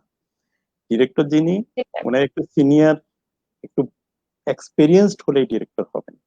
যিনি আজকে প্রোডাক্ট এক্সিকিউটিভ অথবা প্রোডাক্ট ম্যানেজার অথবা ব্র্যান্ড ম্যানেজার, উনিও একসময় ডিরেক্টর হবেন। এটাকে আমরা বলি ক্যারিয়ার প্রগ্রেশন। উনি যখন ক্যারিয়ারে ভালো করবেন, ওনার প্রমোশন হবে বিভিন্ন টিয়ারে। এই টিয়ার গুলো যেমন সিনিয়র এক্সিকিউটিভ, তারপরে group manager, group product manager, portfolio manager, marketing manager, তারপর মার্কেটিং ডিরেক্টর। এ ধরনের বিভিন্ন পজিশনে উনি যাবেন। এনারে একসময় আমরা রিটায়ারমেন্টে চলে যাব যারা ডিরেক্টর আছি, তখন যারা এখন থেকে আরো 25 বছরের জুনিয়র, তারা কিন্তু আবার 15-20 বছর পরে তারা ম্যানেজার থেকে ডিরেক্টর পজিশনে যাবে, মার্কেটিং ম্যানেজার থেকে মার্কেটিং ডিরেক্টর হবে। কেউ সারা জীবন ডিরেক্টর থাকবে না, তাকে একসময় রিটায়ারমেন্টে যেতে হবে। ঠিক আছে? তো দুজনের কাজ কিন্তু সম্পূর্ণ আলাদা। এখানে দুটো ভাগ আছে ডিরেক্টর বলে। ভাগটা হচ্ছে যে, একটা হচ্ছে ম্যানেজেরিয়াল পজিশন, আর একটা হচ্ছে non managerial position, executive position. Executive যারা, তাদের কাজ হচ্ছে যে এক্সিকিউশন করা, মানে বাস্তবায়ন করা। আর ম্যানেজারের কাজ হচ্ছে, ম্যানেজারের একটা ডেফিনেশন হচ্ছে to get things done by others, through others. Director যিনি, উনিও কিন্তু একজন manager. He gets his things done through his team colleagues. ওনার টিমে যেসব কলিগ আছে, ওনার যে সাবঅর্ডিনেটরা আছে, তাদেরকে দিয়ে উনি কাজগুলো আদায় করে নেন। ডিরেক্টরকে হয় এই একটা, আর ওনার টিম ছাড়া উনি কিন্তু পারবেন না এই কাজগুলো আদায় করতে।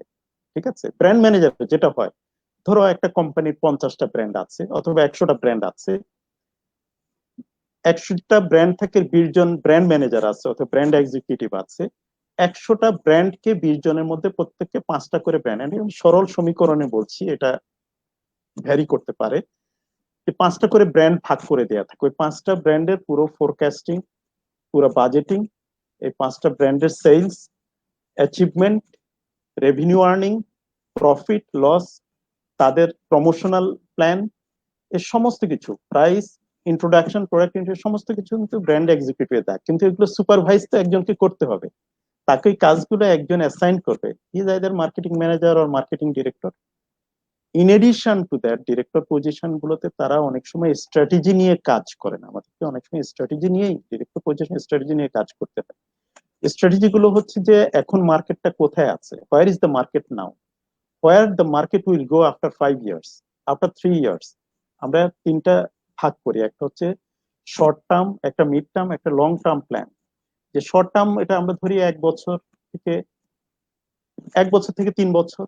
মিড টার্ম আমরা 3 থেকে 5 বছর। লং টার্ম হচ্ছে 5 বছর প্লাস, 5 ইয়ার্স প্লাস। তার মানে 5 বছর থেকে 10 বছর পরে আমাদের মার্কেটটা কোথায় যাবে, এখন কোথায় আছে, কোন থেরাপিউটিক সেগমেন্টে মার্কেটটা ডাইভার্সিফাই করতে হবে, এই সমস্ত মানে ফিউচার স্ট্র্যাটেজি, ফিউচার থিঙ্কিং, এটা অনেকটা ডিরেক্টর লেভেল অথবা ম্যানেজেরিয়াল লেভেলের কাজটা এদিকে বেশি। In addition to that, routine supervision and monitoring to the subordinates, যাদেরকে বলা হয়, যারা ব্র্যান্ড গুলো ম্যানেজ করে, তার বাইরে ফিউচার স্ট্র্যাটেজি গুলো নিতে হয়।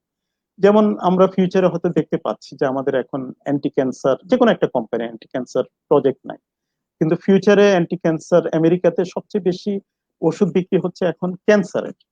তার মানে আজ থেকে 10 বছর পরে ক্যান্সার মার্কেটটা অনেক বড় হয়ে যাবে। এখন কিন্তু অনেক ছোট, 300 কোটি টাকার একটা মার্কেট, কিন্তু 10 বছর পরে এটা হয়ে যেতে পারে হয়তো 3,000 কোটি টাকার মার্কেট। তখন আমাকে এখন থেকে প্রস্তুতি নিতে হবে যে 10 ইয়ার্স পরের জন্য আমি তো একটা ফ্যাক্টরি গ্রিনফিল্ড থেকে, মানে গ্রিনফিল্ড থেকে একটা ওষুধের কোম্পানি তৈরি করতে মিনিমাম 3 বছর সময় লাগে, 2 থেকে 3 বছর সময় লাগে। 3 বছর আগে আসলে হয় না।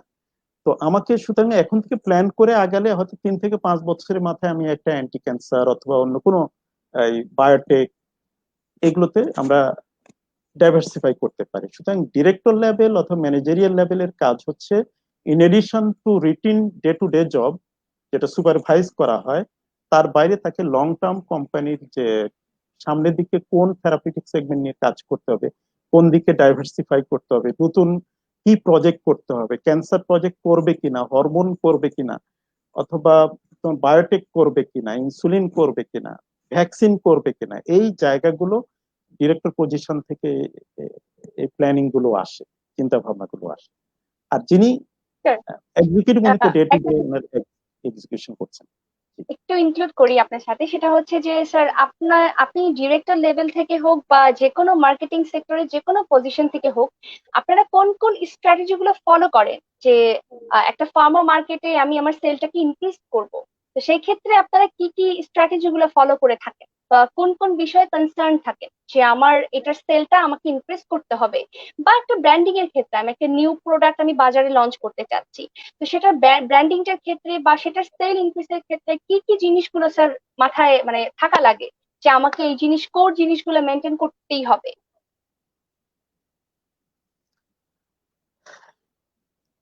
তোমার ধরো এটা বিজনেসের একটা কমন রুল, সেটা হচ্ছে গ্রোথ।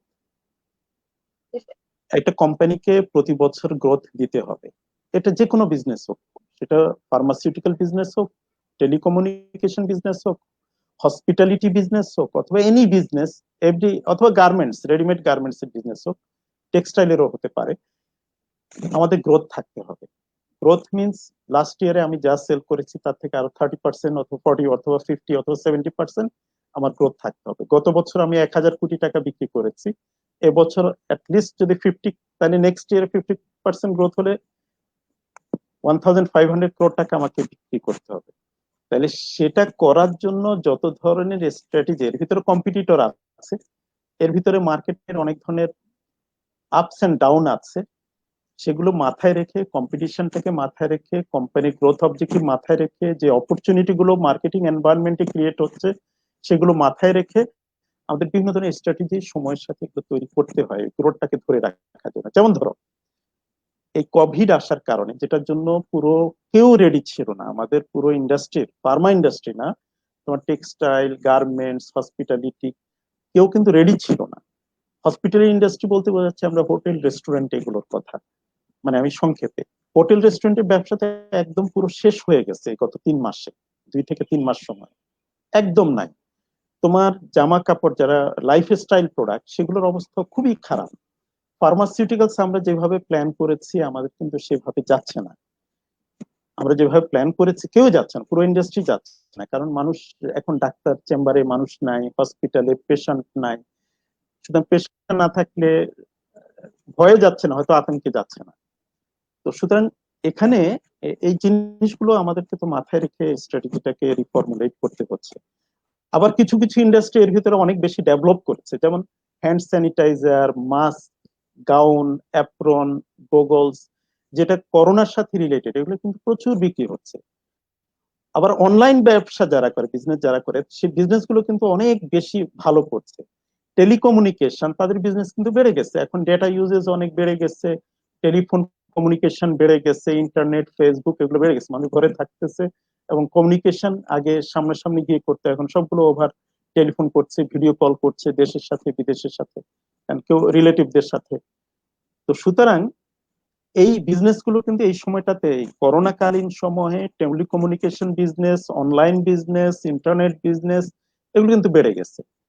গাউনস, অ্যাপ্রনস, পিপি, গগলস, মাস্ক, এটা বিজনেসটা, হ্যান্ড স্যানিটাইজার, এই বিজনেসটা কিন্তু বেড়ে গেছে। কিন্তু আবার অন্য অনেক বিজনেস একদম খুব খারাপ অবস্থা, ওষুধের বিজনেস আমাদের কিছুটা কমে গেছে, ফল করে গেছে। যে সমস্ত কিছু মিলেই কিন্তু আমাদের স্ট্র্যাটেজি তৈরি করতে হচ্ছে এই সিচুয়েশনে, হোয়াট শুড উই ডু, যাতে করে আমাদের গ্রোথটাকে মোটামুটি একটা পর্যায় পর্যন্ত ধরে রাখা যায়। ইট ইজ সিচুয়েশন অনুযায়ী। আর যদি তুমি নর্মাল সিচুয়েশন বলো, নর্মাল, কোভিড তো এটা অ্যাবনর্মাল একটা সিচুয়েশন, সেটার জন্য আমাদের এক ধরনের প্ল্যান করতে হচ্ছে। আর নর্মালি আমরা অন্যভাবে, সেটা কম্পিটিশনকে মাথায় রেখে, মার্কেট অপরচুনিটিকে মাথায় রেখে, strength, weakness, opportunity, threat, market, এই সমস্ত কিছু অ্যানালাইসিস করে আমরা আমাদের স্ট্র্যাটেজি গুলোকে তৈরি করি, যাতে করে আমাদের একটা যে গ্রোথ অবজেক্টিভ আছে, 20%, 30%, 40, 50, যেটাই হোক, সেটা যাতে করে আমরা অ্যাচিভ করতে পারি।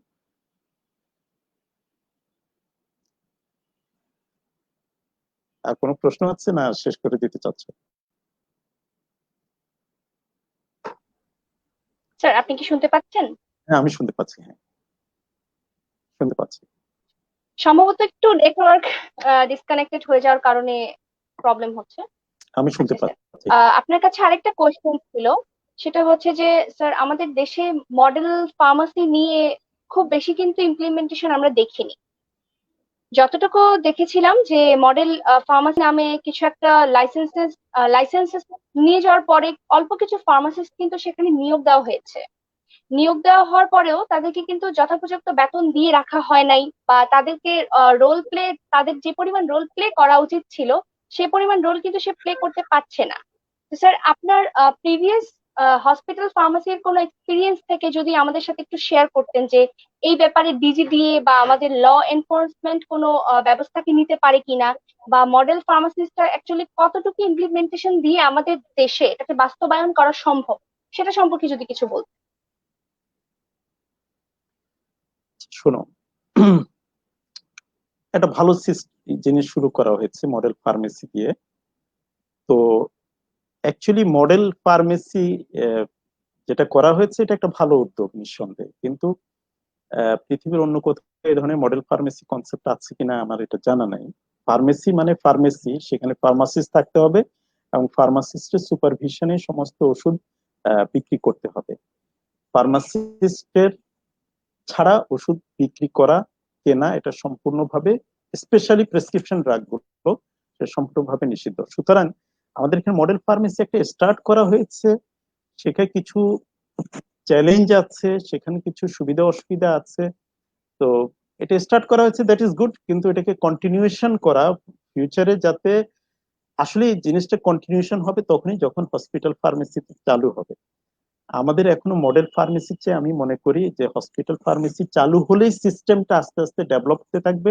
আমাদের যে মডেল ফার্মেসি যেটা, সেটা ওয়েস্টার্ন ওয়ার্ল্ডে উন্নয়নশীল দেশগুলো, উন্নত দেশ যারা ইউরোপ আমেরিকাতে, সেগুলো বলা হয় কমিউনিটি ফার্মেসি।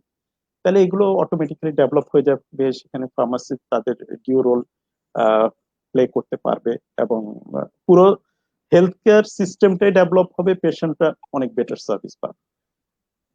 সুতরাং এটা হচ্ছে হসপিটাল ফার্মেসি চালুর সাথে মডেল ফার্মেসিটা ডিপেন্ডেন্ট। এটা আইসোলেটেড কেস হিসেবে আসলে এটা খুব বেশি একটা ডেভেলপ করবে না। স্যার আপনার কাছে আরেকটা কোশ্চেন ছিল মার্কেটিং সম্পর্কে, সেটা হচ্ছে যে আহ, কোন কোম্পানি তাদের প্রোডাক্ট কি সেল ইনক্রিজ করতে পারে কোনো ডক্টরকে বায়াস করে? না, এখানে যেটা, ডক্টরকে কেউ কিন্তু বায়াস করে না। Doctor have got, all doctors sir কিছু হ্যাভ ক্ষেত্রে দেয়ার, কিন্তু করা হয় বা হচ্ছে। সেখানে ডাক্তারদেরকে ওষুধের বিভিন্ন রকম, আমি মনে করি না তুমি যেটা বলেছো বায়াস করা হচ্ছে, সেটা না। ডক্টর ওনার বেস্ট লজিক থেকে উনি ওষুধগুলো প্রেসক্রাইব করে থাকেন। কোম্পানিগুলো ওষুধের বেনিফিট গুলো ডক্টরকে, ওষুধের সাইন্টিফিক ইনফরমেশন গুলো ডক্টরের সাথে শেয়ার করে থাকে, সাইন্টিফিক ইনফরমেশন। এবং এটা শুধু আমাদের দেশে না, সারা পৃথিবীর সব জায়গায়। এবং ইনফ্যাক্ট বলতে গেলে ইউরোপ আমেরিকাতে ফার্মাসিস্টরাই ডক্টরকে মেডিকেল রিপ্রেজেন্টেটিভ হিসাবে, ইভেন আমি সৌদি আরবও দেখেছি, ফার্মাসিস্টরাই মেডিকেল রিপ্রেজেন্টেটিভ হিসেবে কাজ করে এবং ডাক্তারকে এই সাইন্টিফিক ইনফরমেশন গুলো প্রোভাইড করে। কারণ ওষুধের বিভিন্ন সময় বিভিন্ন রকম, এই যে যেমন ধরো এখন এই ফর এক্সাম্পল যে রেমডেসিভির, এটা যে করোনাতে ইউএসএফডি ইমার্জেন্সি ইউজ অথরাইজেশন দিয়েছে, তো এটা সম্পর্কে যে সাইন্টিফিক অনেক ইনফরমেশন থাকতে পারে, সেই ইনফরমেশন গুলো একজন কোয়ালিফাইড ফার্মাসিস্ট ডক্টরের সাথে শেয়ার করতে পারে। ডক্টর যদি কনভিন্স হন, he may prescribe it based on the information that have been provided by a qualified pharmacist অথবা কোয়ালিফাইড নলেজেবল মেডিকেল রিপ্রেজেন্টেটিভ। সুতরাং আমি মনে করি যে মেডিকেল রিপ্রেজেন্টেটিভ অথবা ওষুধের কোম্পানিগুলো ডক্টরকে সাইন্টিফিক ইনফরমেশন প্রোভাইড করে, ডক্টররা ওনাদের বেস্ট জাজমেন্ট থেকে পেশেন্টের জন্য যেটা প্রয়োজন সেটা লিখে থাকেন। এখানে বায়াসের কিছু নাই। জিনিসটা হচ্ছে যে পেশেন্ট বেনিফিট, ডাক্তার চাচ্ছেন, উনি যেটা ভালো মনে করছেন সেটাই দিচ্ছেন। আমি শুরুতে বলেছি যে ওয়ার্ল্ড হেলথ অর্গানাইজেশন শুরুর দিকে এই 4-5টা ওষুধকে সম্পূর্ণভাবে নিষেধ করা হয়েছে, ইভেন প্লাজমা থেরাপিটাকেও নিষেধ করে দিয়েছে, যে এগুলোর কোনো ক্লিনিক্যাল ট্রায়াল নাই, সুতরাং এগুলো ইউজ নেই। করা ঠিক হবে না। এটা 18 মে, ঠিক 10 দিন পরে, 27 মে, 9 দিন পরে তারা কিন্তু এই কথাটা তুলে দিয়েছে। তারা বলেছে যে অ্যান্টিবায়োটিক ইউজ করা উচিত না, সেটা বলেছে, কিন্তু ওইগুলোর ব্যাপারে একদম চুপচাপ মেরে গেছে। দ্যাট মিনস সিচুয়েশনাল, ওটা ছেড়ে দিয়েছে ডাক্তারদের জাজমেন্টের উপরে। যদি পেশেন্টকে বাঁচাতে গিয়ে ডাক্তার মনে করে প্লাজমা থেরাপি প্রয়োজন, রেমডেসিভির প্রয়োজন, হাইড্রোক্সিক্লোরোকুইন প্রয়োজন, অথবা doctor can prescribe it. But patient নিয়ে দোকান থেকে নিজের ইচ্ছা মতো কিনে খাবে যখন খুশি তখন, দ্যাট শুড নট বি। এটা কখনোই পৃথিবীর কোথাও অ্যালাউ করে না, আমরাও এটা সাজেস্ট করি না। যদি যাই খেতে হয় ডক্টর প্রেসক্রিপশন অনুযায়ী, ডক্টর সাজেশন অনুযায়ী খেতে হবে। আহ তাহলে স্যার ওভারঅলের পরিপ্রেক্ষিতে মানে আমরা এতক্ষণ যা কিছু ডিসকাস করলাম সেটার বেসড করে আপনি স্যার আমাদেরকে একটু বলেন যে আমাদের বাংলাদেশে মার্কেটিং সেক্টরসে, ফার্মা সেক্টরস হোক বা অন্যান্য যে কোনো সেক্টরসে হোক, মার্কেটিং সেক্টরসের অ্যাকচুয়ালি ফিউচারটা কি দাঁড়াচ্ছে? বাংলাদেশের ফার্মা সেক্টর আমি তো বলবো যে খুবই ভালো একটা সেক্টর। এবং বাংলাদেশের এখন 47 কান্ট্রি আছে যাদেরকে বলা হয় লিস্ট ডেভেলপ কান্ট্রিজ, এলডিসি। এই 47টা দেশের ভিতরে বাংলাদেশের ফার্মা হচ্ছে সবচেয়ে ডেভেলপ। এবং ইনফ্যাক্ট আমি ফার্মা ফিল্ডের সাথে যারা জড়িত, specially DGDA, director general drug administration, সাথে সমস্ত ওষুধের কোম্পানির সাথে যারা জড়িত, এন্টারপ্রেনার্স যারা ফাউন্ডার্স আছেন ওনারা, এবং সাথে pharmacist, microbiologist, chemist, biochemist, engineers যারা আছে, তাদেরকে অবশ্যই ধন্যবাদ দিতে চাই যে আমরা আমাদের এই ফার্মা ইন্ডাস্ট্রি থেকে আমাদের দেশের নিডে 98% প্রোডাক্ট আমরা এই দেশে তৈরি করতে পারি। এবং রেমডেসিভির অথবা হাইড্রোক্সিক্লোরোকুইন অথবা ফ্যাভিপিরাভিরের মতো ওষুধগুলো আমরা খুব দ্রুততম সময়ের মধ্যে আমাদের দেশের জন্য অ্যাভেলেবল করেছি। আবার আমাদের একটা অ্যাডভান্টেজ আছে এলডিসি অথবা উন্নয়নশীল দেশ হিসেবে, সে অ্যাডভান্টেজ হচ্ছে যে রেমডেসিভির অথবা ফ্যাভিপিরাভির আমরা কিন্তু তৈরি করতে পারছি। কিন্তু প্যাটেন্ট রাইটের জন্য আমরা ওই 47টা দেশের ভিতরে সবচেয়ে ডেভেলপড ইন ফার্মাসিউটিক্যাল, বাকিরা আমাদের পিছনে আছে। আমরা কিন্তু ওই অ্যাডভান্টেজটা পাচ্ছি প্যাটেন্ট রাইটের দিক থেকে, যে আমরা রেমডেসিভিরও বানাতে পেরেছি, আমরা ফেভিপিরাভিরও তৈরি করতে পেরেছি, যেটা ইন্ডিয়াও তৈরি করতে পারছে না, চায়নাও তৈরি করতে পারছে না। তারা কিন্তু প্যাটেন্ট, পাকিস্তানও পারছে না, তারা প্যাটেন্ট ল এর মধ্যে আটকে গেছে। তো আমাদের একটা স্কিল, একটা কোয়ালিফাইড একটা গ্রুপ অফ পিপল আছে। The entrepreneurs they are very good, the DGD is very prompt and fast, আর ফার্মাসিস্ট আর ভেরি স্মার্ট। তারা খুব অল্প সময়ের ভিতরে ওষুধগুলো দিতে পেরেছে। সুতরাং আমাদের এই সেক্টর, আমি বলবো যে দিস ইজ ভেরি গুড। এবং এই সেক্টরের সাথে ইনভলভ যারা, তারা এক্সেলেন্ট ইন স্কিল, এবং তারা অবশ্যই ধন্যবাদ পাওয়ার যোগ্য যে এত দ্রুততম সময়ে ওয়ার্ল্ডের first time in the whole world তারা জেনেরিক ভার্সন রেমডেসিভির নিয়ে এসেছে, ফেভিপিরাভির নিয়ে এসেছে। তো এগুলোকে অবশ্যই আমাদের অ্যাকনলেজ করা উচিত। আচ্ছা, আরেকটা জিনিস স্যার, আমাদের দেশে হসপিটাল ফার্মাসি সঠিকভাবে বাস্তবায়ন করার জন্য আমরা ফার্মাসিস্টরা এখন কি রোল প্লে করতে পারি যে আমাদের জন্য, যাতে আমাদের দেশে বিভিন্ন গভর্নমেন্ট হসপিটাল বলেন বা প্রাইভেট হসপিটাল বলেন, যেখানেই বলেন, হসপিটাল ফার্মাসিস্টদের নিয়োগ করার ক্ষেত্রে আমরা কতটুকু মানে রোল বা রেসপন্সিবিলিটি প্লে করতে পারি, যাতে যথাযথ সময়ে হসপিটাল ফার্মাসিস্টদের দায়িত্ব এবং কর্তব্য সবকিছু প্রয়োগ করার সাথে সাথে আমরা এটাকে বাস্তবায়ন করতে পারি। তারপরে স্যার আমাদের রোলটা কি হতে পারে এক্ষেত্রে? শোনো, হসপিটাল ফার্মেসি এটা তো একটা পলিসিগত ব্যাপার। এটা জি স্যার। সরকারের পলিসির উপর ডিপেন্ড করবে, এটা ফার্মাসিস্টের রোলের উপর ডিপেন্ড করবে না। ফার্মাসিস্ট যেটা করতে পারে, ফার্মাসিস্ট যারা, তারা নিজেদের স্কিল ডেভেলপ করতে পারে, তাদের নলেজ গ্যাদার করতে পারে। নলেজের সাথে স্কিল, যে একজন ফার্মাসিস্টের নলেজ মিনস ওষুধ নিয়ে, ওষুধের ফার্মাকোলজি নিয়ে, ড্রাগস এর ইন্ডিকেশন নিয়ে, side effect, contra indication, drug drug interaction, এগুলো সম্পর্কে নিজেকে ইকুইপ করতে পারে নলেজ দিয়ে।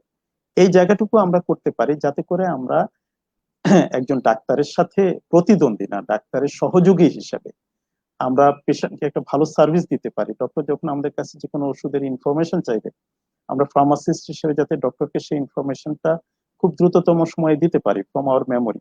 তো ফার্মাসিস্টদের কাজ হবে নলেজ গ্যাদার করা, নলেজ অ্যাকোয়ার করা, এবং সেই নলেজটা ডক্টরের যখন চাইবে অথবা পেশেন্ট যখন চাইবে তাদের সাথে শেয়ার করা। আমরা এই পার্টটা করতে পারি। আর এট দ্য সেম টাইম আমরা অবশ্যই গভর্নমেন্টের যারা পলিসি মেকার আছে তাদের সাথে অবশ্যই আলাপ করব, যে যাতে হসপিটাল ফার্মাসিস্ট এটা ফার্মাসিস্টদের জন্য না, ফার্মেসি প্রফেশনের জন্য না, এটা হচ্ছে পেশেন্টকে কম্প্রিহেন্সিভ একটা সার্ভিস দেওয়ার জন্য, গুড পেশেন্ট কেয়ারের জন্য হসপিটাল ফার্মাসিস্টটা ইমিডিয়েটলি চালু করলে পেশেন্ট অনেক ভালো সার্ভিস পাবে।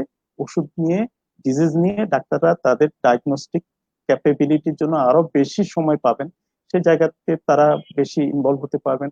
ওষুধের পার্টটা ওনার ফার্মাসিস্টের উপরে ছেড়ে দিতে পারবেন, যে ফার্মাসিস্ট এই পার্টটা দেখবে, আমি আমার পার্টটা দেখবো।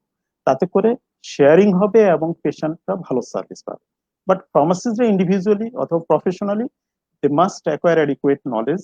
সেই নলেজটা হচ্ছে যে scientific knowledge regarding drugs, medicines, their side effect, their indication, drug drug interaction, and এই জায়গাগুলো, পেশেন্ট লাইফস্টাইল ম্যানেজমেন্ট, এগুলো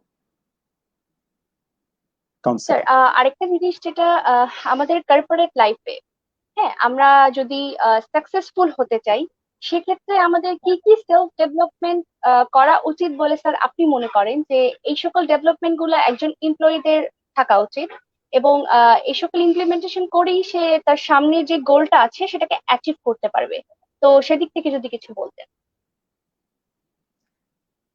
না, ডেভেলপমেন্ট তো সব জায়গাতেই দরকার। যে হসপিটালে কাজ করবে হসপিটাল ফার্মাসিস্ট হিসেবে, তাকে ওষুধের ফার্মাকোলজি নিয়ে ডেভেলপ মানে ইকুইপড থাকতে হবে। ওষুধের ফার্মাকোলজি, ওষুধের indication, contraindication, side effect, drug drug interaction, patient care, পেশেন্টের creatinine clearance, kidney, liver, heart, brain, এগুলোর ওয়েট, বডি ওয়েট, বিভিন্ন কোমরবিড সিচুয়েশন অনুযায়ী ওষুধের কিভাবে ইউজ করা যায়, তাকে মোর অন ক্লিনিক্যাল সাইডে নজর দিতে হবে। আবার যারা ফ্যাক্টরিতে যাবে, প্রোডাকশনে যাবে, তাদের ওষুধের ফর্মুলেশন, ওষুধের ম্যানুফ্যাকচারিং, ওষুধের প্রসেস, এগুলো সম্পর্কে তাকে ইকুইপড হতে হবে। কোয়ালিটি অ্যাসুরেন্সে যারা আছে তাদের ডকুমেন্টেশন গুলো এবং সেদিকে নজর দিতে হবে। রিসার্চ এন্ড ডেভেলপমেন্ট অথবা পিডিতে যারা আছে, তাদের পিডি রিলেটেড একটা ওষুধ যখন তৈরি করবে, অ্যাক্টিভ ইনগ্রেডিয়েন্ট এন্ড এক্সিপিয়েন্টস, এপিআই, এদের সাথে কোনটার সাথে কোনটা বাইন্ড করলে ইন্টারাকশন হবে না, প্রোডাক্টটা মোর স্টেবল হবে, এটা 2 বছর 3 বছর অথবা আমরা যে শেলফ লাইফটা দেবো সে পর্যন্ত প্রোডাক্ট ডিগ্রেডেশন হবে না, সেই নলেজ গুলো তাকে গ্যাদার করতে হবে। সুতরাং প্রত্যেকটা জায়গা ভিন্ন। হসপিটাল ফার্মাসিস্টের এক ধরনের রোল, ম্যানুফ্যাকচারিং ফার্মাসিস্ট আরেক ধরনের রোল, পিডির আরেক ধরনের রোল, কোয়ালিটি অ্যাসুরেন্সের আরেক ধরনের রোল, রিসার্চ এন্ড ডেভেলপমেন্টের রোল ইজ ডিফারেন্ট। ডিসপেন্সিং এ যিনি আছেন উনাকে অনেক বেশি কেয়ারফুল হতে হবে যাতে কোনো এরর না হয় ডিসপেন্সিং এর। তো প্রত্যেকে যার যার জায়গা থেকে যদি সুন্দরভাবে নিজের নলেজটাকে আপডেট করে রাখতে পারে, ম্যানুফ্যাকচারিং এবং quality control, good product, finish product, এটাও ভালো হবে, আর পেশেন্টের সার্ভিসটাও ভালো হবে হসপিটাল ফার্মাসি।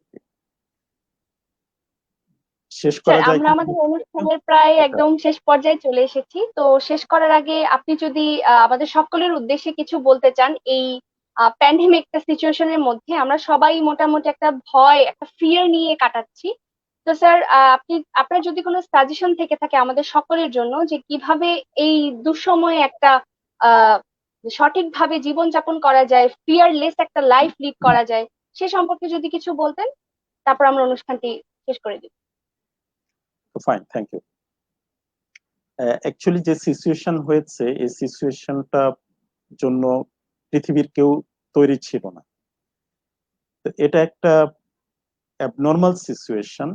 এটা আমরা বলতে পারি যে এই ধরনের সিচুয়েশন হয়তো 200 300 500 700 বছর পরে একবার আসে, আমরা যে সিচুয়েশনটা ফেস করছি। তো আমরা হয়তো একটা ইতিহাসের সাক্ষী হতে যাচ্ছি যে একটা খারাপ দুঃসময় আমরা পার করে এসেছি।